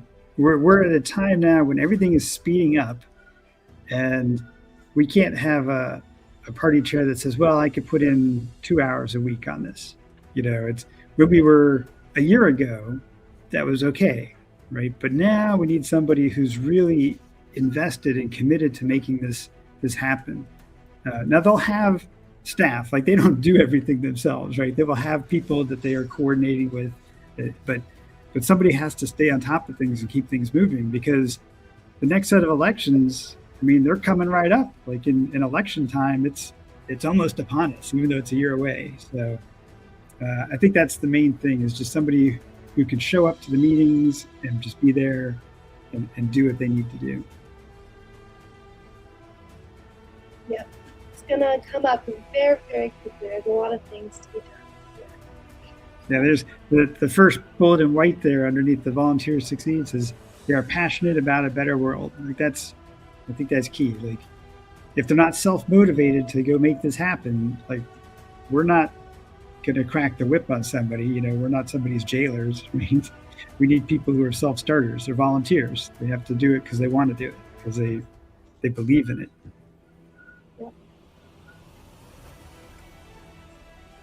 Thank you, David. I think that is all the questions that I am seeing. So I'm going to have us hop off here and we will be back in about 5 minutes. Balin and TJ will be leading our candidate panel. And you guys will have a chance to hear from our party chair candidates directly. So again, we're going to take a quick 5 and then we will be back. Thank you, everybody, for staying tuned. And thank you, David. Yeah, thank you.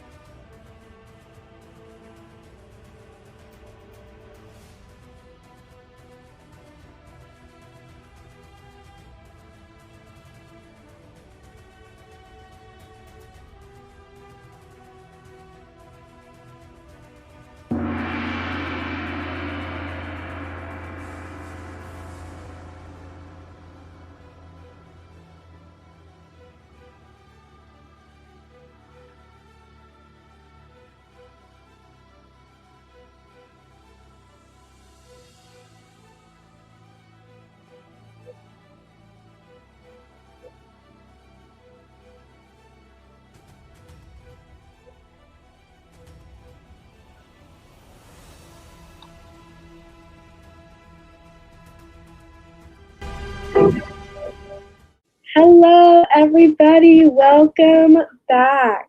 Alrighty. So, as promised, next up we are going to be getting started with our candidate panel.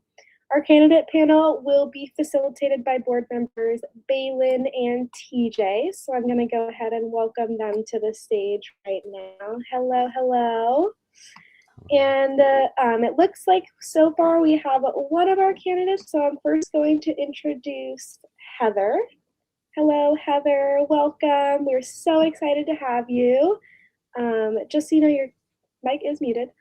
And then our other candidate, Michaela, they are not currently here. We are in the process of getting in contact with Michaela. So if they do join, we will add them to the stage. But in the interest of time, respect everybody's time here, we are going to get started with Heather. So it is my pleasure to introduce Heather, Balin, and TJ. The stage is yours, guys. Okay. I just wanted to ask you first, who are you? Like, just who, like, give us like a basic introduction.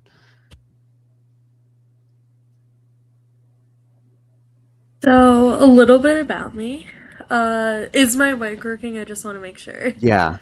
Okay, sounds good. I just want to make sure I did that correctly. So, about me, I am a political science student. I'm a senior. I'm also a certified human rights consultant. I have helped with some campaigns in the past, and I'm a leader in everything I do, from student government to just in life throughout Girl Scouts. I love helping people. I love making a difference.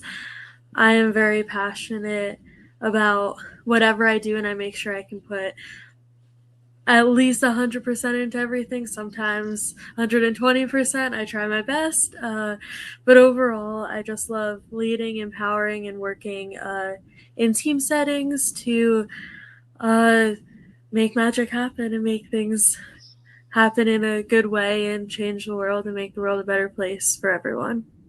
Yeah, I was reading through your page on the website, and I got a lot of that from there. If just so for everyone who's watching to know, there is, if you go to progressforus.org, and right at the top of the page you can see Heather's page, just so you get familiar with her too. Yeah, and I did have a question as well. What made you interested in political science as a degree going forward? I was just curious. So first I got my associates first. So I started out in community college. I decided to go to that just because it was close to home. I visited that college. I really felt a tie into it. They didn't have a political science degree there, but I was interested in going into some type of law related field. So I studied criminal justice. I did like the law track there. And then I got more into all the different opportunities out there, and I realized I wanted to focus more on legislation and policy work, not so much in a courtroom, but obviously if time allows, we'll see what the future allows. But I did want to focus more on that. So, and when I looked at majors in different universities, I found the university that I'm currently at, which I'm graduating in May, Rider University. They had a great political science program, and meeting a lot of people in Congress because of I was VP of student government back then, and then now at like my university, I'm the equity and inclusion committee chair. But through all of that, I got to meet a lot of representatives, and I got to really get more into politics. And one of the main people were, even though she is more moderate, I'm much more progressive than she is. Her name is Mikey Sherrill. She was like the first person that like really pulled me aside and believed in me, and I got to work with her on her last campaign for governor. And I love having a personal connection and realizing even though we don't always see eye to eye policy wise, she really helped me kind of get into the political field and really get interested in finding my own place, because a lot about what she taught me was finding my own place, not just following something she's interested or anything. It was more about me, and like with her help, I really got interested in political science, and through that, I haven't really looked back. It's good to see your influences and Yeah. how and experiences. I did have the foundational question. What made you come to the Progressive Party? Like what attracted you to us? So I am not sure exactly when I added the Progressive Party on Instagram, to be honest, but I remember I based on my For You page and based on what I was looking at, I have been always interested in human rights for all, inclusion, and that kind of thing, and a lot of more progressive values. So overall, I know that I found the party. Like I remember like when I found it, and from there I really felt like this party was the most inclusive compared to all the parties. I mean, I don't have as much experience with the Republican Party, but working with the Democratic Party, even though I still have a heart for some of them, I will say that overall, not everyone there is always in for the greatest reasons. And I started to learn that and realize how politics really worked in America. And like through that, when I was looking for something that could create more change, a lot of things really went into it, but all of those values, even when reading the website, I realized that this party was the party that most fit my morals and my values, but also what could help more people in the future in general. Even though I really hope to see more people get involved, I do think that this party is a great foundation for a lot of that change. Yeah, I remember what originally brought me to the party was I was really disillusioned with the 2024 election. Just, it felt like there's not really, like, especially after, I mean, like, it was a really reluctant vote. And especially because I don't have like much of a choice in New York, it feels like I'm beholden to the party anyway. Mm-hmm. So I think I have a really strong value in a third option and even more options. And I think that the support for a third party is really important. And I was wondering how, as party chair, you could see transitioning us into more, like, how do you view our movement forward? So moving forward, I have looked into, so this can obviously change. I'm open to any ideas as well. But in my mind, making sure that we kind of like my vision and moving forward. So first, like looking at our strategy towards 2026 midterms was something that I think is very important to focus on, with like early candidate recruitment, and a lot of this stuff is already happening. So it is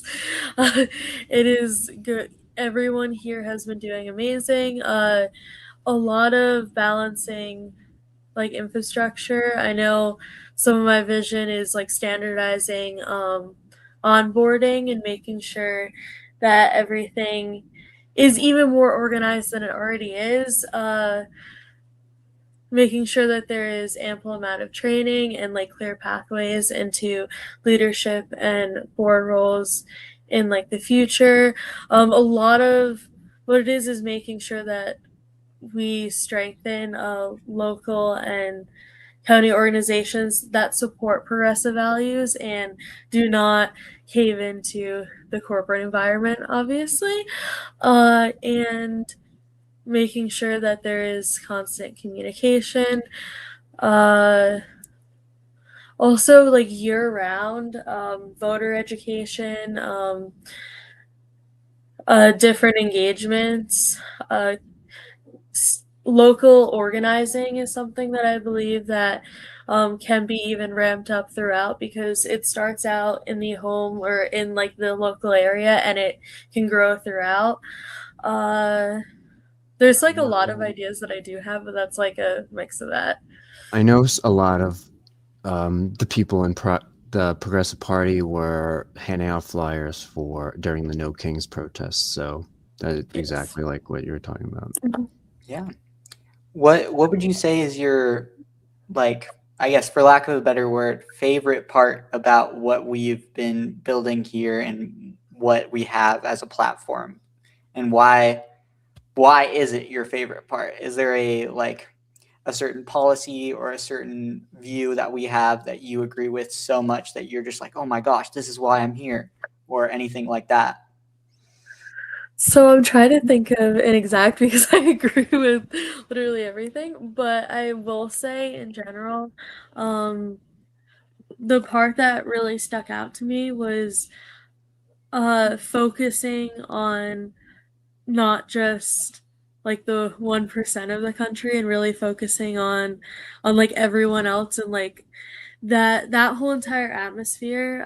I do know that a lot of the different voting ways and a lot of the ways that other campaigns, or not just some campaigns, but like different parties will run elections, are a lot based on getting all of the corporate people involved, and like more, a lot of it's who has structure of the politics money, is and like really making like, yes, and that's like the part that I disagree with, because I see great candidates who do everything right, but then even in New Jersey, like there's sometimes where they can do everything right, but all these different, if you look at different counties, if you look at different things, like all of them will side with different areas, which it usually goes into money, it usually goes into certain connections, but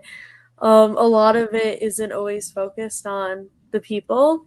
And I feel like when I looked at like this party, the focus was on the people, and I feel like that was like the part that really stuck out to me, and that's one of the reasons why I wanted to get involved.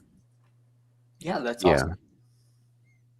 I was going to ask as well, how do you plan to keep engaged when you have, it sounds like you have a lot going on, a lot, you're engaged with the community and everything.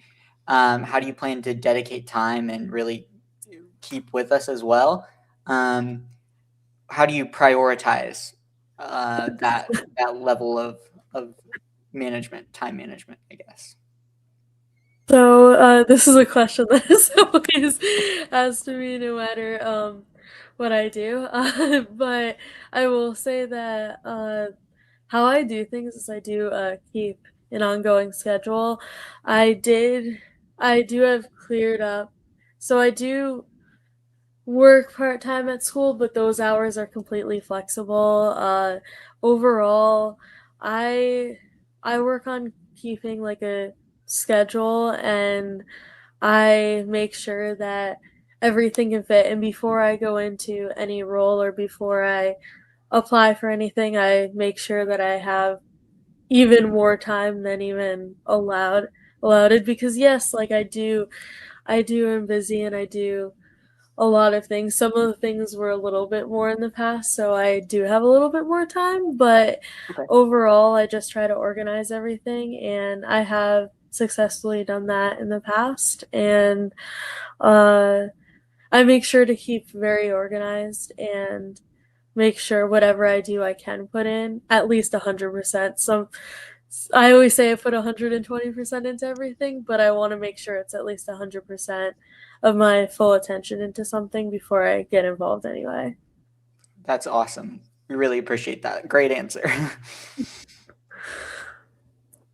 When you were the vice president of the certified human rights consultant, you were right.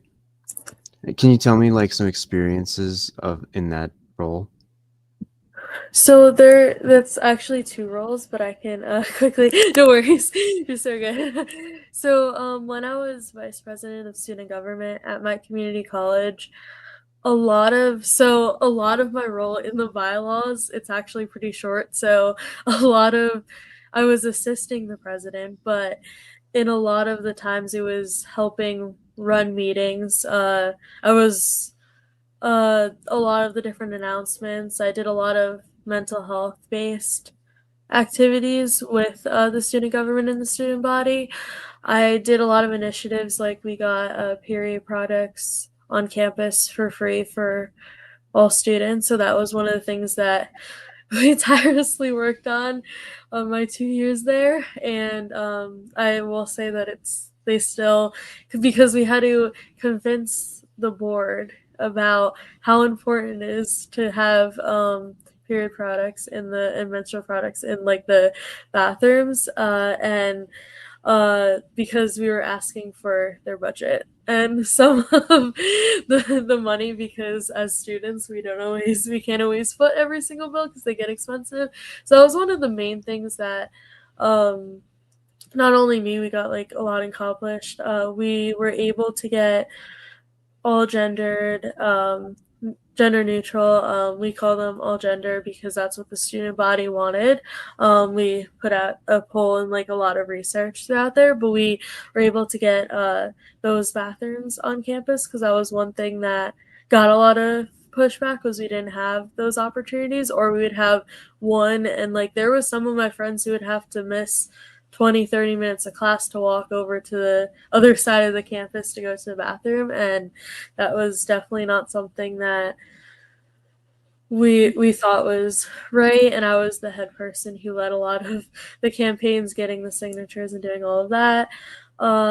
There's a lot more things, but like for the human rights consultant part, a lot of what I do right now is doing a lot of research, and there have been people reaching out to me.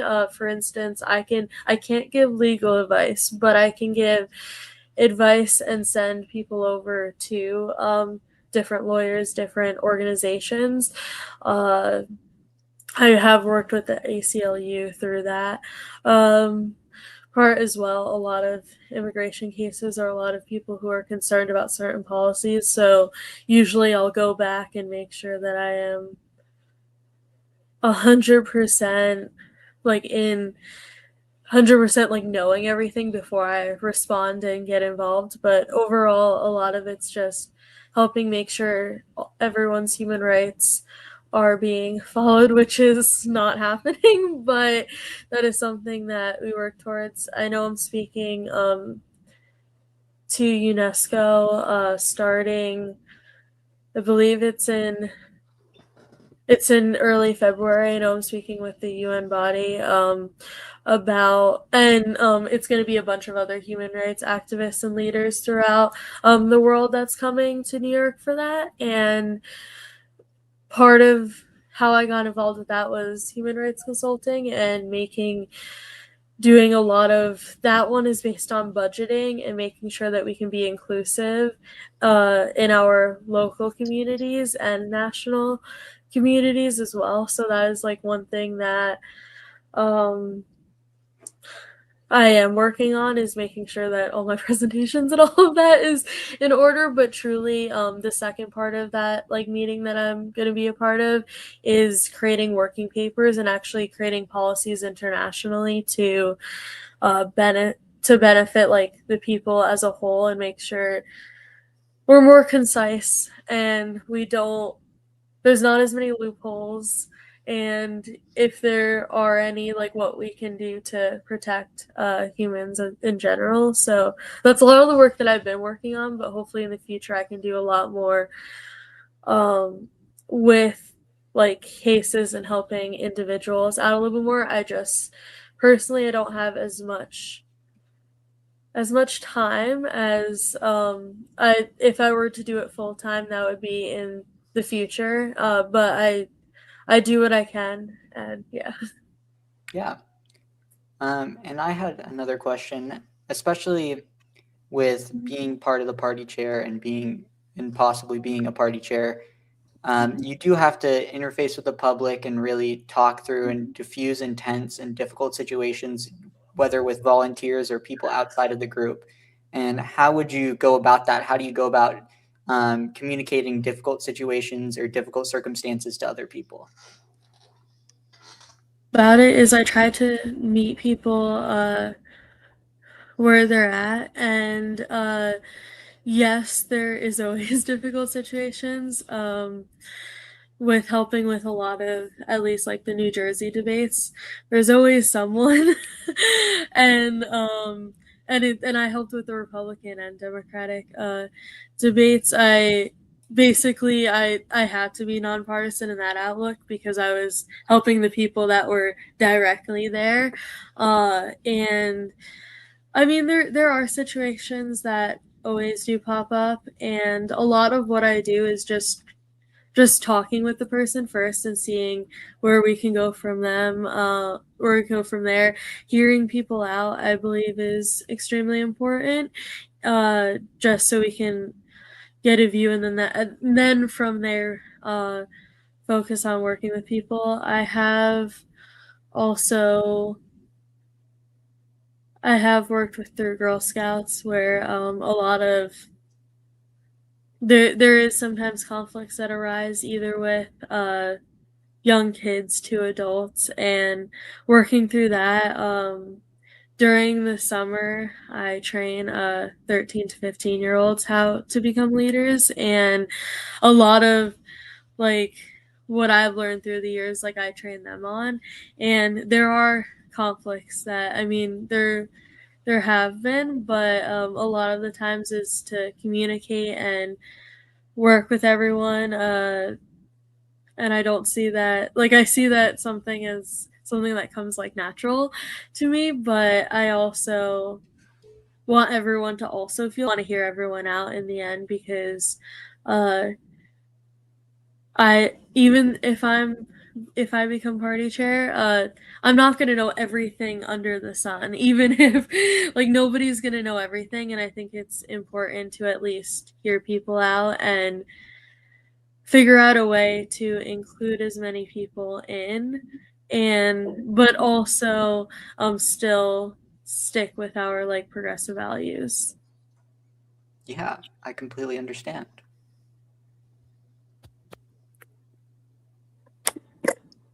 I was just gonna say, what can you name like a challenge you faced in that? Yeah, go ahead. Yes. So a challenge I faced, I'll say one from last semester was one of the, so at this Girl Scout camp, I'm also trained in archery. I'm trained in a lot of things. It's a good amount, but I have plenty enough time. But basically, for that one thing, I will say that with that one archery instructor that was there over the summer, she is a really great person, but she was making my CITs, which is counselors in training that I train. She was making the teenagers try to teach younger kids how to do archery. And one, you can't get trained unless you're 18 years old and go through the training. Two, it can be dangerous sometimes, and we've had it. If you don't follow the exact rules, things can happen, and I had all of them running to me throughout like the whole entire day, being like, Heather, this is happening, this is wrong, like we know it's wrong because you've taught us better, but like they like this person won't even allow us to like speak up or do anything. So a lot of what I had to go forth is first I talked with the instructor. The instructor wasn't too happy that I because the instructor was saying, well, just trust me, Heather, like they're fine. And I was like, they are having panic attacks. I mean, I didn't tell her exactly they're in panic attacks, but I was like, they're not like fine. And technically we have to also follow the law and what Girl Scouts also puts forth. And we can't really have that gray area. So that was a really hard time because not only did I have to console my people who are training, but then also trying to work it out with them. But overall, I did have to, since I am also part of, because of that role, I'm technically part of like the board slash it's kind of like a board, but it's like the administrative heads.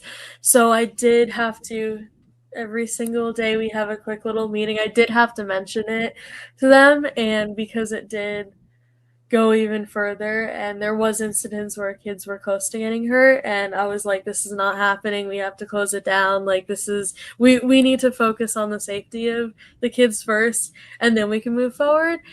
But what really worked out was after that, I was able to sit down with not only them but like with the instructor there as well, and actually explain like why we don't have for 13 to 15-year-olds teaching an archery class that they are not trained to teach. But overall, a lot of it was making sure everyone was safe, and a lot of it was just communication based, and also having like a group of people also to help me out through that process also worked out, because for instance the program director, that's technically their head boss, so they were able to like help with that too, because they also realized, hey, maybe we need more training for our like programs and actually teaching what we expect of everyone, because that wasn't really part of our pre-training. So now we're actually focusing on, for this summer, making sure that there's enough training for everyone. So it's also looking at what we can improve on throughout, but a lot of it was just based on communicating and working things out. And yes, there was moments where not everyone wanted to hear everyone out, but we worked through it, and now we're all good. That instructor also teaches during the year because the instructor graduated from college, so, and she's doing much better, and things improved through that point. So there's always like a positive thing. Yeah, I love seeing that growth for other people as well, and that focus on communication. That's very important. And going to another question, kind of a little different, more focusing on just as America as a whole going forward, what's one change you could make if you could make any change? Just trying to dig into what you think, how you think about anything. I know, That's a big question. amount. There's a lot you could change. There's a lot. I'm just curious where your mind goes to first and where you go through it. So the first thing that popped into my head is I would want this is not completely reality, but I would want human rights to be viewed as like a necessity to focus on, but also I want like the statement human rights for all and that kind of area not to be so considered different, but becoming more of like the norm for many people as well, because people might say that they're for all human rights, and yes, I believe everyone here is, but if you look at certain policies, you're like, great, this is not exactly. So I like, my wish would be for all of that to be like part of the norm and people coming together more and not being as divided. But we can only change as much as we can at this time, but that would be my goal. Yeah, That is a big question. I know. It's about thinking on your feet sometimes, you know? Yeah.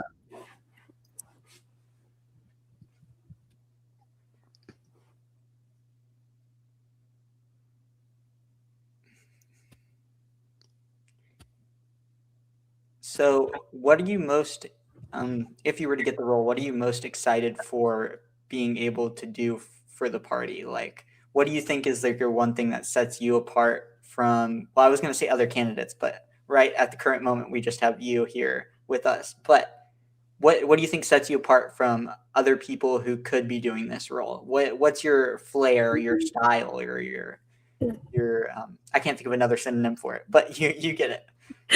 You're so good. I would think that like overall, I'm built on. I think a lot of what could set me apart. I'm not sure because I do not know. I can't really speak for the other candidate or candidates. But I feel like my determination and my heart for change really can set me apart because throughout life, I've always wanted justice for things. I've always felt that there needed to be a change. And I believe that, like, through my experiences in leadership thus far, can definitely like tie into a lot of this because with those experiences, I was able to improve my communication skills, improve organization skills, but also leadership skills as well, and making sure that, like, but also like working as a team with everyone too. Like, that's another thing that I think is incredibly important is also listening and making sure that we are focusing on the people, which I believe that you guys have done an incredible job with already. But like just continuing that and making sure that people are aware and know the truth about what's going on in the country and moving forward. I would love to lead the party if I could. Yeah, that's awesome. So you mentioned human rights. Mhm. Jimmy Carter was known to say that the USA should not just stand for economic prosperity, it should also stand for human rights. Do you have a historical president or person that inspires you? So a lot of, let's see. So I know Jimmy Carter. I have, he's definitely one that I have sided with on many things. But I will say in general, getting the opportunity to meet and realize, even though I'm a little bit more progressive than President Obama, but I do believe that like when even talking with him and hearing him at like the one New Jersey rally, it really stuck to me how passionate he was about the future, even if he's not president anymore. So that was like one person. AOC, Bernie Sanders, let's see. Mikey Sherrill is always going to be someone who I look up to just because she has been there for me personally. But again, some of her policies are a little moderate in my opinion and focus on corporate Democrats, which she's aware. Like, that's like one thing that I think she's great, but I also think that there are things that we can also focus on a like a progressive side. I'm trying to think of like Jasmine Crockett is another one. Those are like some of them, but that's like basically who I feel I would either like look up to or like align with, that kind of thing. Yeah, I mean that's part of the nature of politics is having to capitulate to parties' current like platform. I mean that's why we're starting our own party, right? Mm-hmm.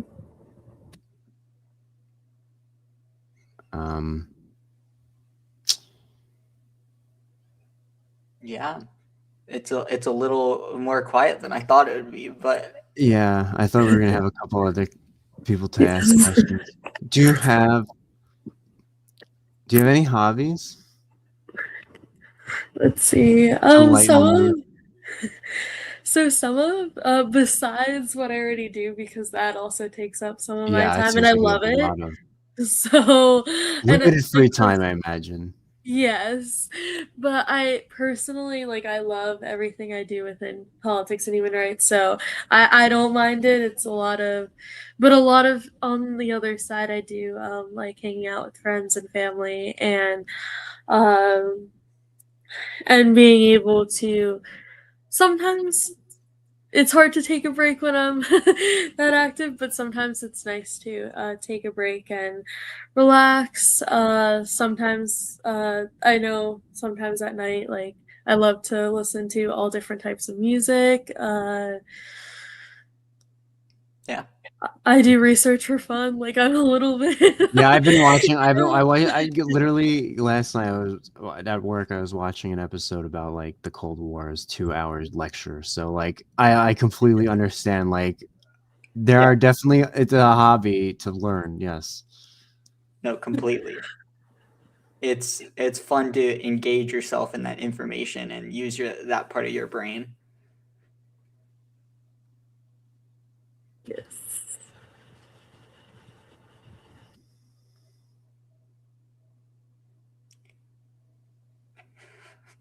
Do you have any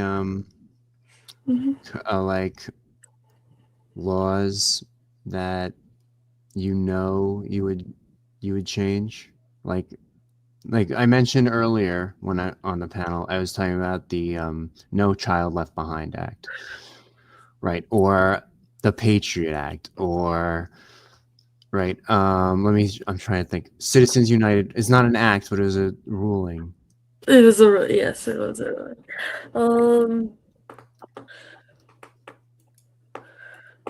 So I'm actually gonna quickly.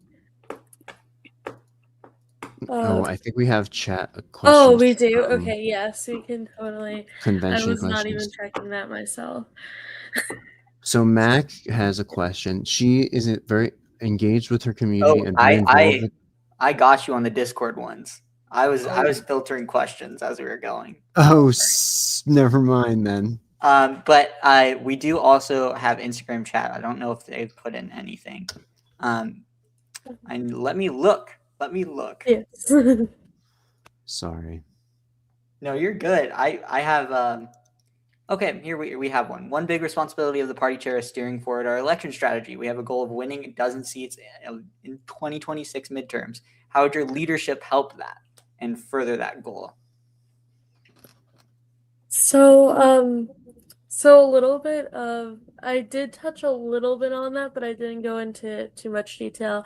But one of the things I will say is my leadership would help with like early candidate recruitment methods, consistent like volunteering and organizer, making sure that like everyone has the trainings, everyone is doing okay, that's like on the organizing side.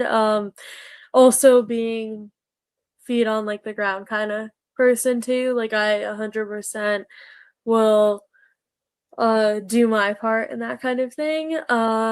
Also making sure that we build like we get involved with a lot of different local communities.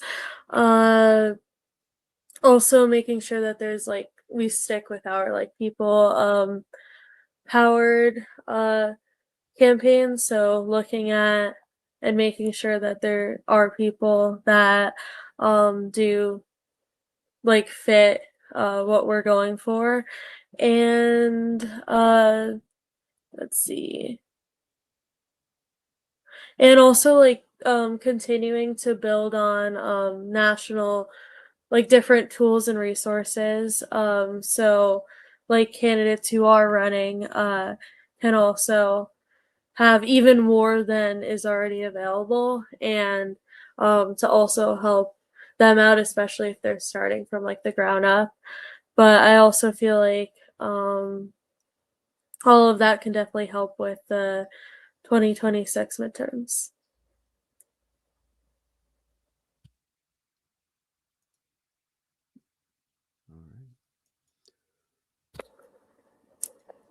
All right, I have a quote here. I believe that there should be no corporate influence in our politics systems. How do you feel about money in politics, and how would the party flourish while staying true to the values? So I do not believe I agree with the statement. Obviously, I oppose like the corporate influence and like big money in politics. That's like a no-go. And I also believe that like the corporate money weakens democracy in general and focuses more on like the top 1% or the few percent, not like the actual people. I feel like committing to a lot of grassroots organization like based organizing, also volunteer powered campaigns, I do feel is extremely beneficial, and like also small dollar fundraising is also something that I feel is important. And also what I see so far in certain they are running as Democrats, but they're more progressive. What I've seen so far is a lot of those candidates are focusing a lot on that and not the corporate side of things, and making sure that we're still people led, people funded, making sure that all of our strategies are about the people and staying true to our values so we can have like a long-term success over time. Yeah. And then we have another one from the YouTube chat. Are there any existing programs that in the Progressive Party that you would greatly change the direction of? Why or why not? And if yes, what changes would you make?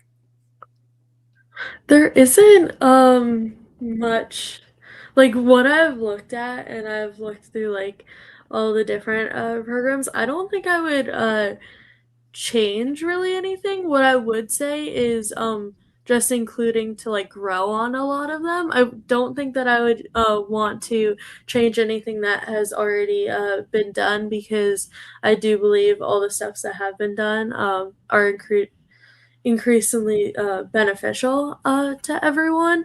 I do feel that we can go forward and make sure that all of it works out, and like looking at like benchmark wise like how everything is going. But I do feel at this time that I wouldn't like change the direction of this party, but I would obviously like it to grow over time and work on like continuing a lot of what's happening. Yeah, that makes a lot of sense. Speaking on party programs and how we could change them, not necessarily, but growing and adding to them, is there anything that speaks out to you that is either missing or needs to be developed in the party that you think you could work on if you were to get the position?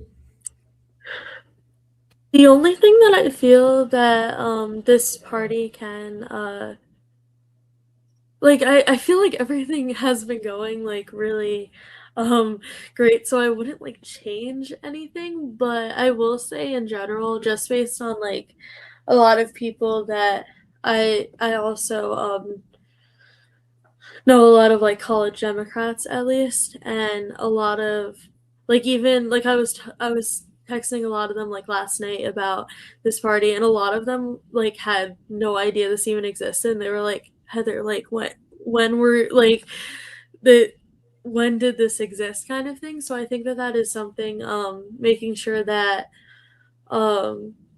basically getting the message out there even further than it's already at, because yes, everything has been going like great, but I also like the people in the chat that I was talking to, they're like we're like we don't agree with any corporate money. Like, I don't know, like, so a lot of, like, at least that's what I see hope in, is a lot of people, at least in like the college realm, even if they're like Democrats, they really don't support they support more of what our party is going for. They just didn't realize that like this party even existed. So I think just like getting the word out even further.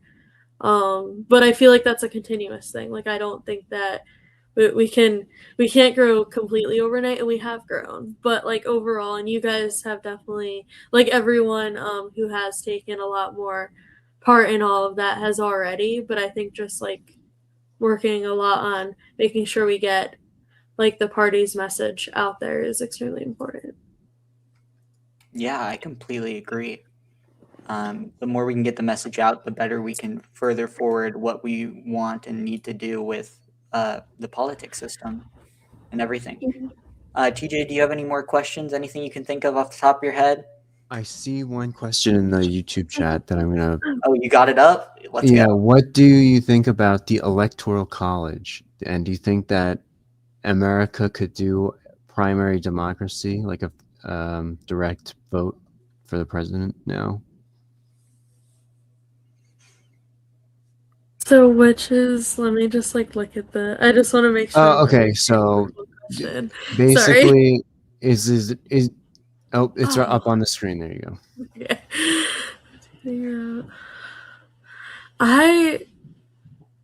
So the Electoral College is, for just based on a lot of what I researched and what I've learned from a lot of my classes too, there is a lot that could be changed. And I don't always feel like the Electoral College was built to focus as much on the people, even if, and a lot of, let's see,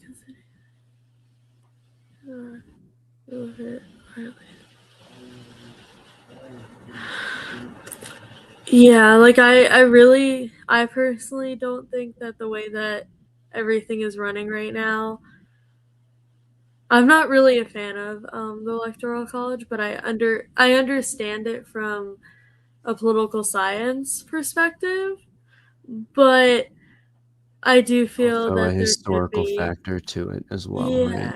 yes, and like I do think in general there could be future, like, looking at certain things, like we can like, I think that there's options that we can look at to change for the future, so everything focuses more on the people. And with everything, tech advances, all of that, like, I do think we need to focus on modern and future more, not just focusing a lot on the past.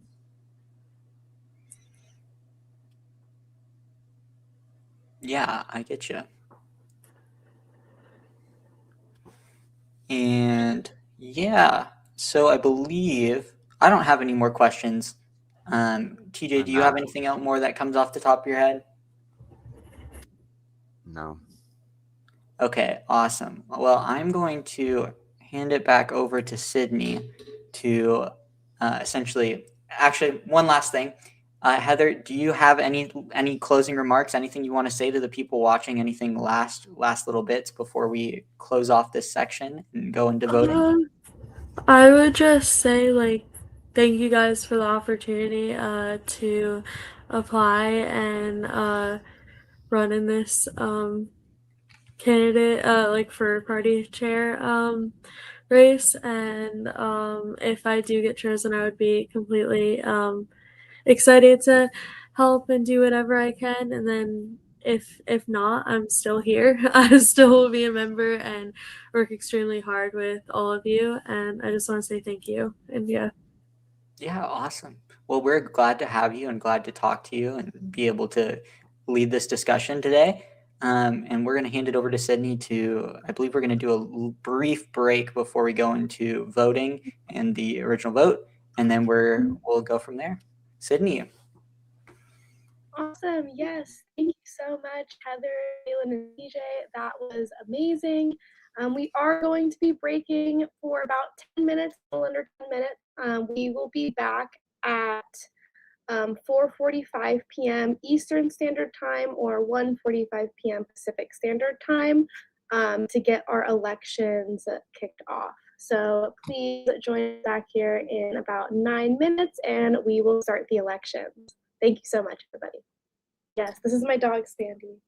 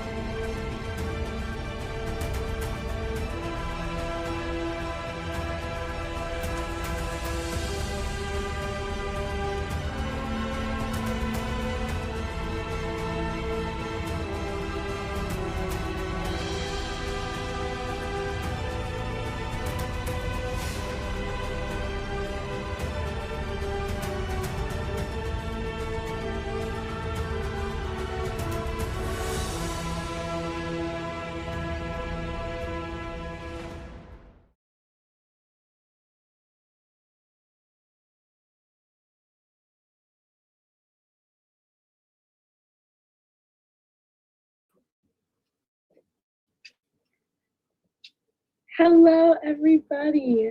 There we go. Hi, everybody. Welcome back. Thank you so much for joining us again. So what we are going to do now is we are going to get our vote started. So we're going to get the election opening ceremony. I'm going to go ahead and invite Mac to the stage. Hello, Mac. Everybody, this is Mac. She is our internal elections officer and party recorder. Mac, if you want to just briefly introduce yourself to everybody, and then you can get started with the ceremony. Thank you so much. Sure. Thanks, Sydney. As she mentioned, I am the party recorder and internal elections officer for the Progressive Party. What that means is I basically just watch and make sure there is no monkey business, as has been said before. I do not vote. I am not on the board. I simply watch and hold accountable, which I think political parties could use more of. So this is designed to be an easy process, as easy as possible, and I'll go over that shortly. The party chair is the primary position that we're running the ballot for in this convention. David mentioned the staff seat briefly, and that's also on the ballot as well. AJAC already gave a pretty in-depth overview of the position, duties, and responsibilities, and David again covered it earlier, so I won't hit it super in-depth here. We also heard from at least one of the candidates earlier on the candidate panel, but the party chair duties include things like running operations, researching strategy, managing volunteers, etc. Thank you. And you can always review the party's website where a description can be found. I believe this graphic is actually on the website. We have two candidates now for the party chair position. As you know, you've had the opportunity to find out more about them. You've listened to the candidate panel earlier for at least one person. You've read their responses to questions we've asked them on the party's website, and you hopefully had a chance to get your questions answered through things like the Discord. So how does the voting process work? The ballot will be sent out via email, where you will simply click the link. You will sign in with your name and email, the same one that the link was sent to. What you will then see is a screen that shows the two candidates on the left and the list of the rankings on the top. From there, you will simply select one ranking for each candidate in order of preference. As David mentioned, we use ranked choice voting, which ensures that the winning candidate has a broad support and achieves a majority of the vote. You then submit it, and I will go through and verify the integrity of the votes to ensure a fair and due process. And then I will announce the new party chair at the end of the election. Does anyone have any questions or comments?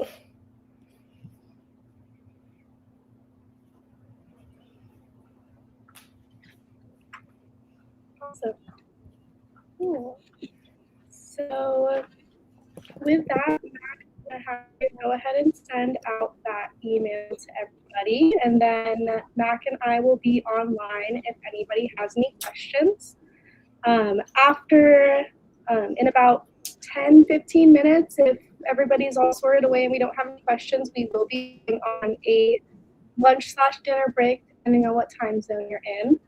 And we will be back at 5:30 p.m. Eastern Time or 2:30 p.m. Pacific Standard Time for our mini seminar series, where members of the staff that you've heard from today and yesterday will come on and explain the different parts of the platform in more depth for you guys, so you can get a really good understanding about the party and what we stand for. So again, Mac is going to send out that email for everybody, and if you have any questions, we will be online for the next 10 to 15 minutes to answer them.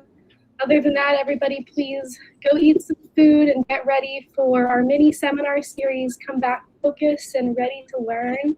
And thank you so much for joining us. Yes, thank you for exercising your right to the democratic process.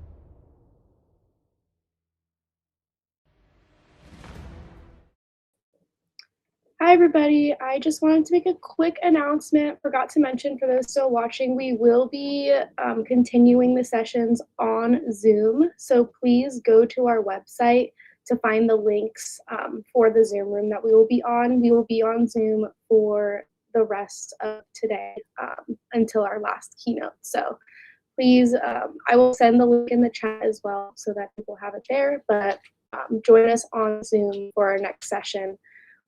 Which will be at 5:30 p.m. Eastern Standard Time. Thank you.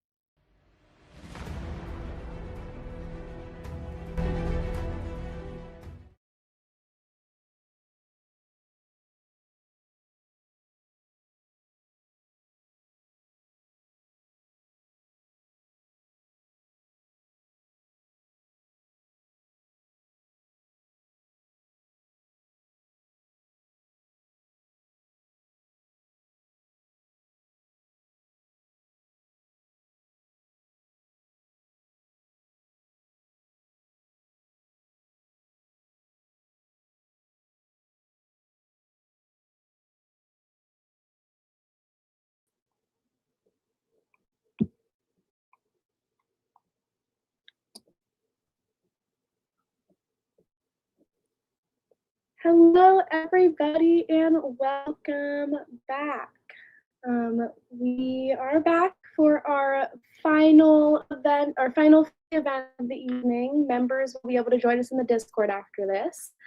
But I would like to introduce Joseph Wilson, who will be giving our closing keynote of the night, talking about how to talk across political differences using the 7 habits of highly effective people.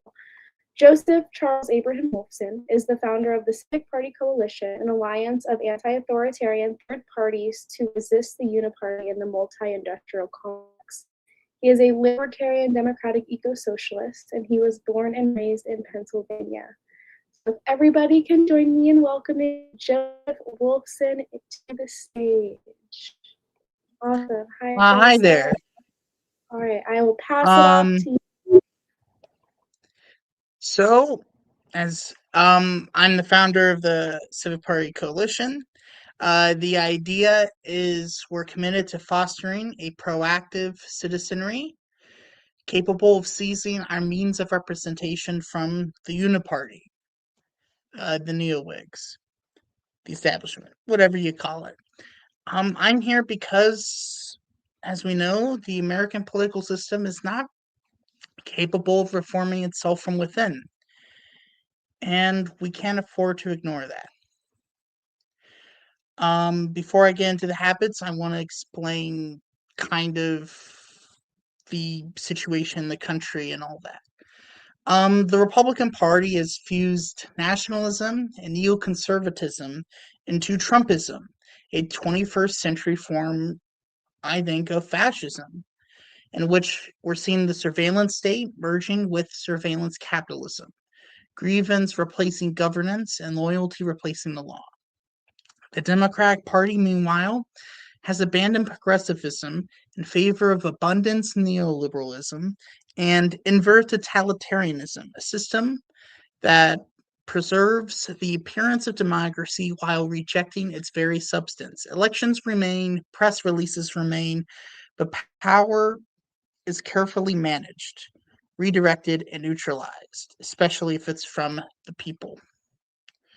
Together, these parties no longer function as rivals necessarily. They function as the duopolistic uniparty that manufactures consent by feeding Americans into tribal identities, algorithmic outrage cycles, moral gaslighting, and endless false binaries and logical fallacies.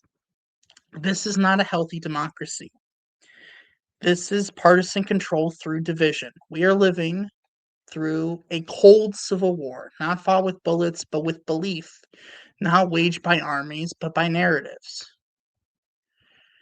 And what they are doing is they are demoralizing us, destabilizing things, putting us through crisis, and trying to say everything's normal when it's not. And it's harder to believe what's real these days and to believe that we can make a difference.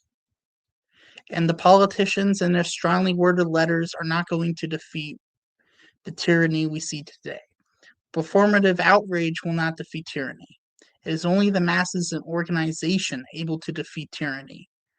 And the only way to be able to organize is to be able to see and understand what the other side is saying. I left the Democratic Party in 2020 after the 2024 election because, I mean, if they can't beat Trump, who can they beat? But I joined the Green Party because I believe in things like decentralization, ecological responsibility, and grassroots democracy. I've also joined the Libertarian Party because I believe in non-aggression, that the state, especially the executive branch, has accumulated and abused its power, and that we need to defend our liberties and advance liberty. I've also worked with the Forward Party in promoting things like open primaries, universal basic income, civic education, ranked choice voting, and so on. And I'm here tonight as a member of the Progressive Party because progress does not happen spontaneously. It has to be organized, not just within a party, but beyond it as well. People often ask me, how can I work across so many parties? The answer is overwhelmingly simple. I talk to people.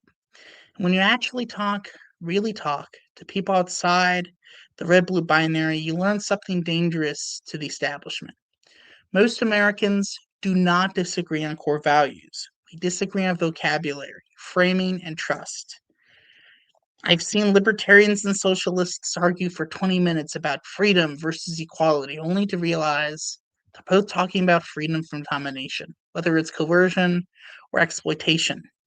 I've seen progressives and independents unite instantly over anti-corruption. I've seen Greens, centrists, and reformers find agreement faster than our elected Democrats find consensus within themselves. The two-party system survives by keeping the people divided. Coalition threatens that division.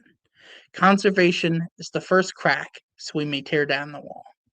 That brings me to the heart of tonight's message.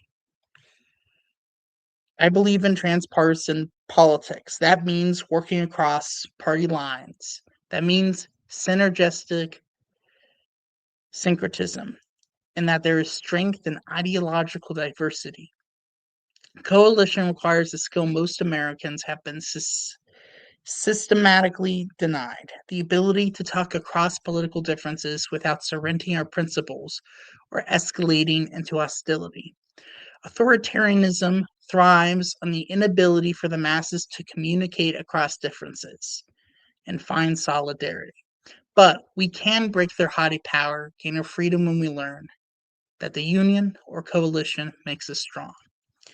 That's why I want to reframe Stephen Covey's Habits of Highly Effective People, not as simply a useful way of self-help, but as a manual for effective political dialogue. The first habit is to be proactive. We have to stop outsourcing our emotional state to someone else's ideology. We have to control our reaction. Leadership begins when we choose the temperature of the room instead of absorbing it. We have to take responsibility of our reactions to our experiences. And don't be like soda, be like water, basically. You know, if you get shaken up, that doesn't mean you go everywhere. You stay cool, nice water. The second habit is to begin with the end in mind. Write a mission statement. What is your goal when you're talking with someone else? What do you want to achieve? You cannot take steps towards this unless you know where you are going. Habit 3, put first things first. Actively address urgent and important matters. Plan for non-urgent yet nonetheless important things. Delegate what is urgent yet non-important. Eliminate topics and discussions that are neither urgent nor important. My suggestion is to start with discussing core values, not policy. Because everyone wants dignity. Everyone wants socioeconomic agency. People want freedom from domination. Whether that domination is from a corporation or the government. Habit 4, think win-win. Zero-sum thinking is the psychological engine of authoritarianism. Win-win is not a weakness. It is the key to building mutually beneficial solutions into relationships. In fact, it can be the key to creating a coalition.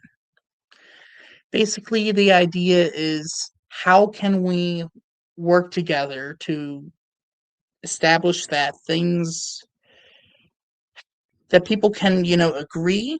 For example, how can we have Medicare for all, but make sure that doesn't mean that we give so much power to the government that they can control who or what gets denied, But the idea is, how can, we have the best of both worlds?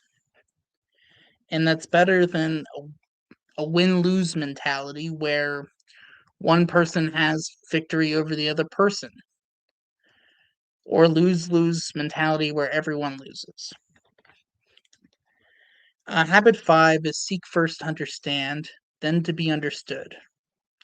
In politics, most people are not rejecting you because of who you are. They're rejecting a caricature that they have been taught to fear. You got to use empathetic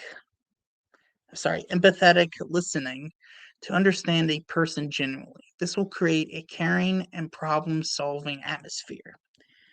The idea is, when you're talking to someone, you got to be able to understand what they're saying. A conservative, they want to be able to keep their traditions, keep their way of life. They're scared of things changing, and that's an understandable idea. Like, imagine you're at a restaurant and you're used to a certain meal being on that menu, then one day it's not there. You would be upset. It's someone like that for them. And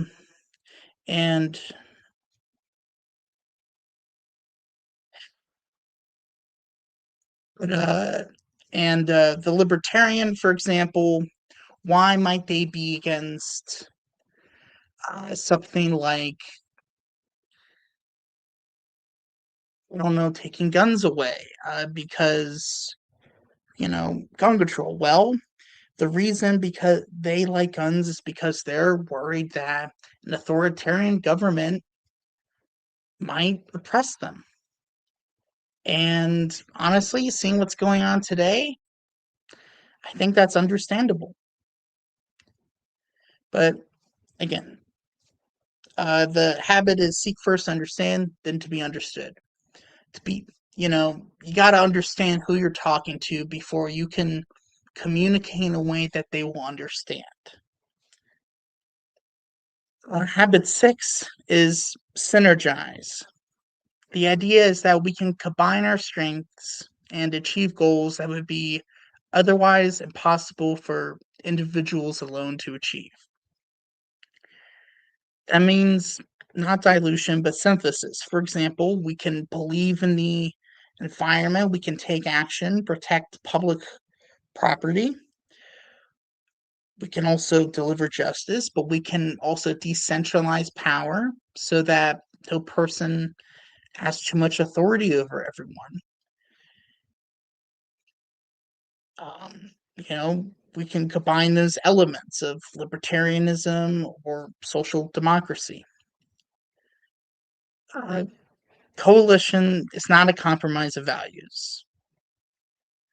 It's trying to get the best of both worlds and recognizing everyone else's strengths and celebrating them and understanding how everyone can fit together like a puzzle. And that we can celebrate and acknowledge our differences as strengths and insights worth utilizing. The 7th habit is to sharpen the saw. That means we need to continuously renew ourselves and improve, and this will foster the best version of ourselves and enhance interactions. Our democratic republic is not static. It requires continual renewal, education, humility, reflection, and, as Jefferson called it, eternal vigilance. And like our country, we can amend ourselves and reach new heights. Now, there is an 8th habit, and that's to find your voice and help others find theirs. Democracy does not die from disagreement. It dies from silence, fear, isolation, and disengagement. Political courage is not shouting your truth louder. It is creating the conditions where truth can surface together. It is important to express who you are and to ensure that others may be able to do the same. Own your means of representation and help others find theirs. It's important to know who you are deep down. What are you trying to communicate? And what's the best way you can do that? And also to help other people do the same. For example, I have a friend who said he was a nationalist. I asked him what that means. He says, being patriotic and wanting to defend a nation. I'm like, you mean the term patriot? If you say nationalist, people are going to think a different thing. And they're like, oops. But anyways, point is to find your voice and to help others find theirs. All these habits, they're a strategy for activating the disillusioned, the politically homeless, the millions who know something is broken but refuse to submit to despair. Yes, there are contradictions between liberty and equality, but that tension is not a flaw. It is the engine of a living democracy, and the real danger is not disagreement. The real danger is submission and not fostering dialogue in the first place. If we don't talk to other people, how can we ever unite as a country? Power will never leave the ruling donor class willingly. It must be reclaimed peacefully, deliberately, collectively, and individually. It's not left versus right. It's up versus down. The state and corporate versus we the people. It's control versus consent. And the future, our future, will not be decided by those who shout the loudest, by those who gain an iron fist and hurt people. No, it has to be determined by those who listen, organize, and act together. That's why I came here tonight. That is how we talk across political differences. And that is how we can take our democracy back. Hold it tight and never have to let go. We have to work together, and not just as the Progressive Party or as the Civic Party coalition, but as the American people. We have to be able to see our neighbors not as a potential threat, but as friends, people in the neighborhood. We have to be able to unite as a country and be the United States of America and not lead the free world by bossing it around, but by example. We got to lead by example. And we do face a we face a heavy, dirty road ahead. Things aren't going to be easy, but that doesn't mean we don't go forward.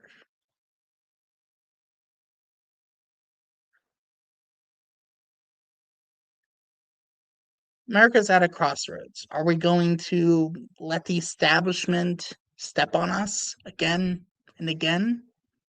Are we going to let Trump accumulate more power? Or are we going to fight back? Are we going to finally say enough is enough? And to do that, we have to be able and willing to talk with other people across the aisle. And that can be done. We've seen it in other countries.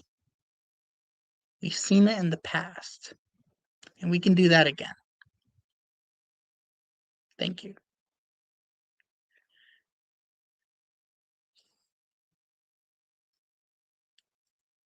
Are there any questions? Awesome. Thank you so much, Joseph. I do have a question for you in the chat. Why and when did you decide you were into politics, and what motivates you? Can you say that again? First question is why and when did you decide you were into politics, and what motivates you? Well, my parents were young activists. I mean, they voted for Nader in 2000. And I remember when Obama was first elected in 2008, seeing his smile. I think I was 6 years old back then. But I've seen, people on the school bus like complaining about, politics at a young age back in 2012. And over time, I've seen what's happened in this country. I've seen how scary things are.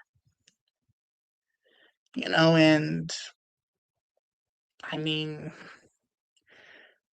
unfortunately, our rights aren't as guaranteed as we wish they were.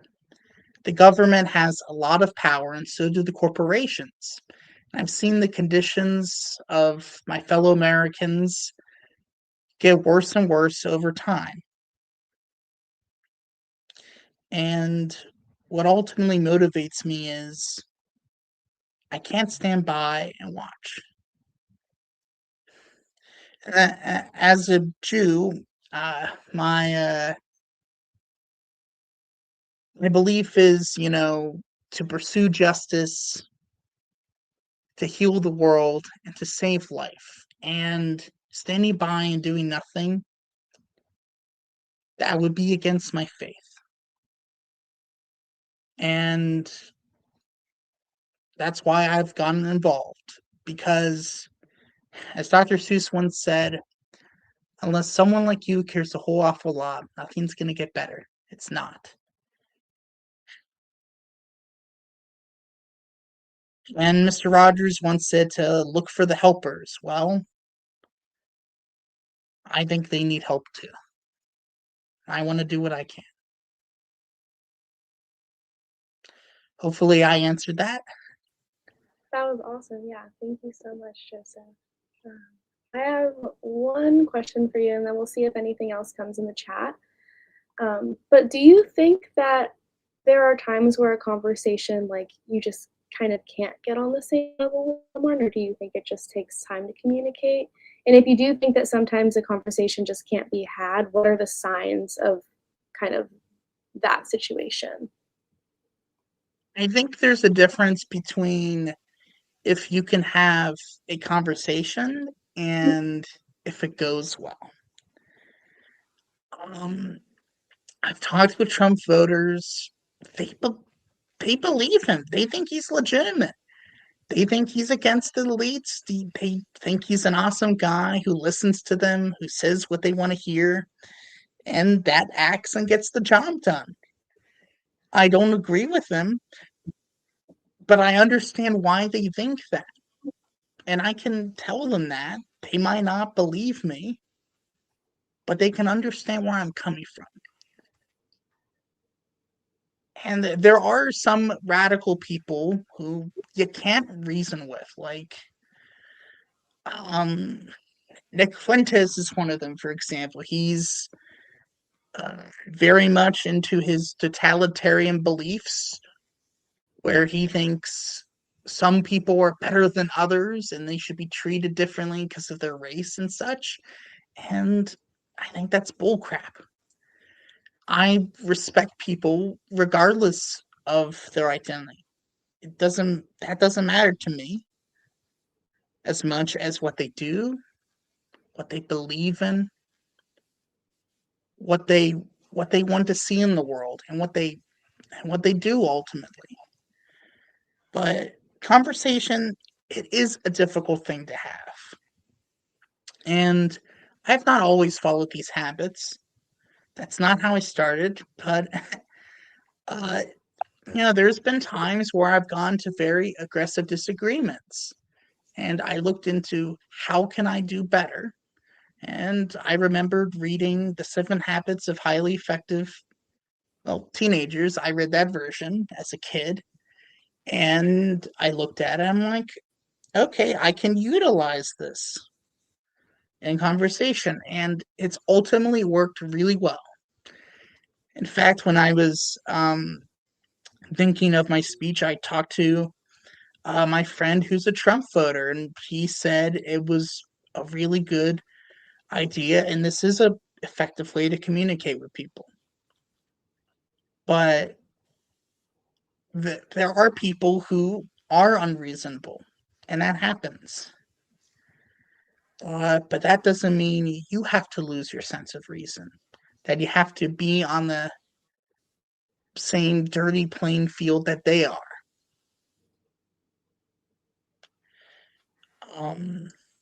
Hopefully that answers your question. It does, yeah. And we do have a follow-up question here. So, where do you think the line should be drawn between constructive conversion and normalizing racism and xenophobia? Well, I think we can have a conversation without normalizing it. So why is someone racist and xenophobic? Well, for someone like Nick Fuentes, who thinks the Jews control everything, well, why does he think that? Well, look what's going on in Israel. I'm not a Zionist for that very reason. And they believe in this propaganda that's presented to them. That's part of demoralization, where they can't ascertain what's real or not. And often, if you're told something again and again and again, you start to believe it, even if it's not real.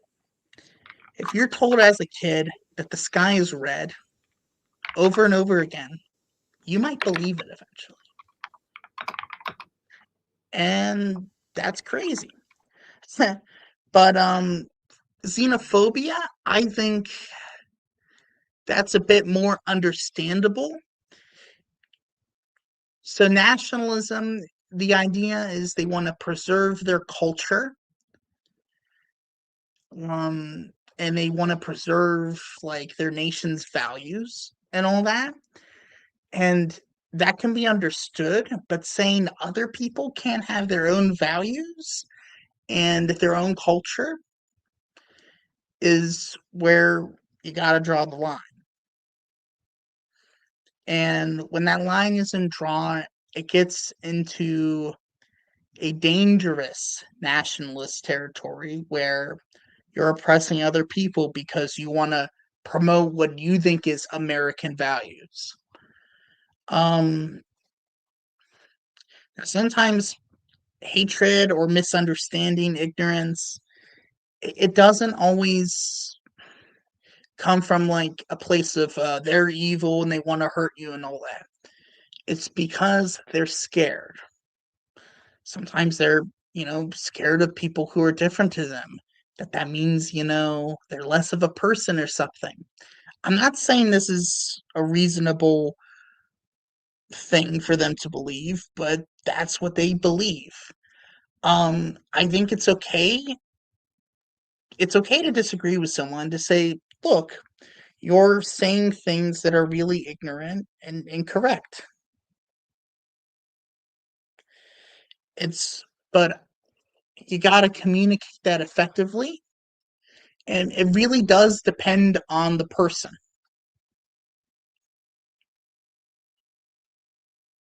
Maybe not saying you are ignorant, but saying, I think what you're saying comes from a place of ignorance, for example. But, demagogues like Napoleon, Mussolini, Stalin, all that, they outline an enemy. They blame everything on that enemy. And they use them as a scapegoat. And that's what Trump is doing. And I think that's different from someone who's naturally, or someone who's raised in a manner where they become more xenophobic and racist, per se. But what Trump is doing is different. He's saying they're the problem. We have to go after them so that you can live a better life. That's what he's saying. Of course, he's wrong, but some people believe him. And if you hear something again and again, you start to believe it too.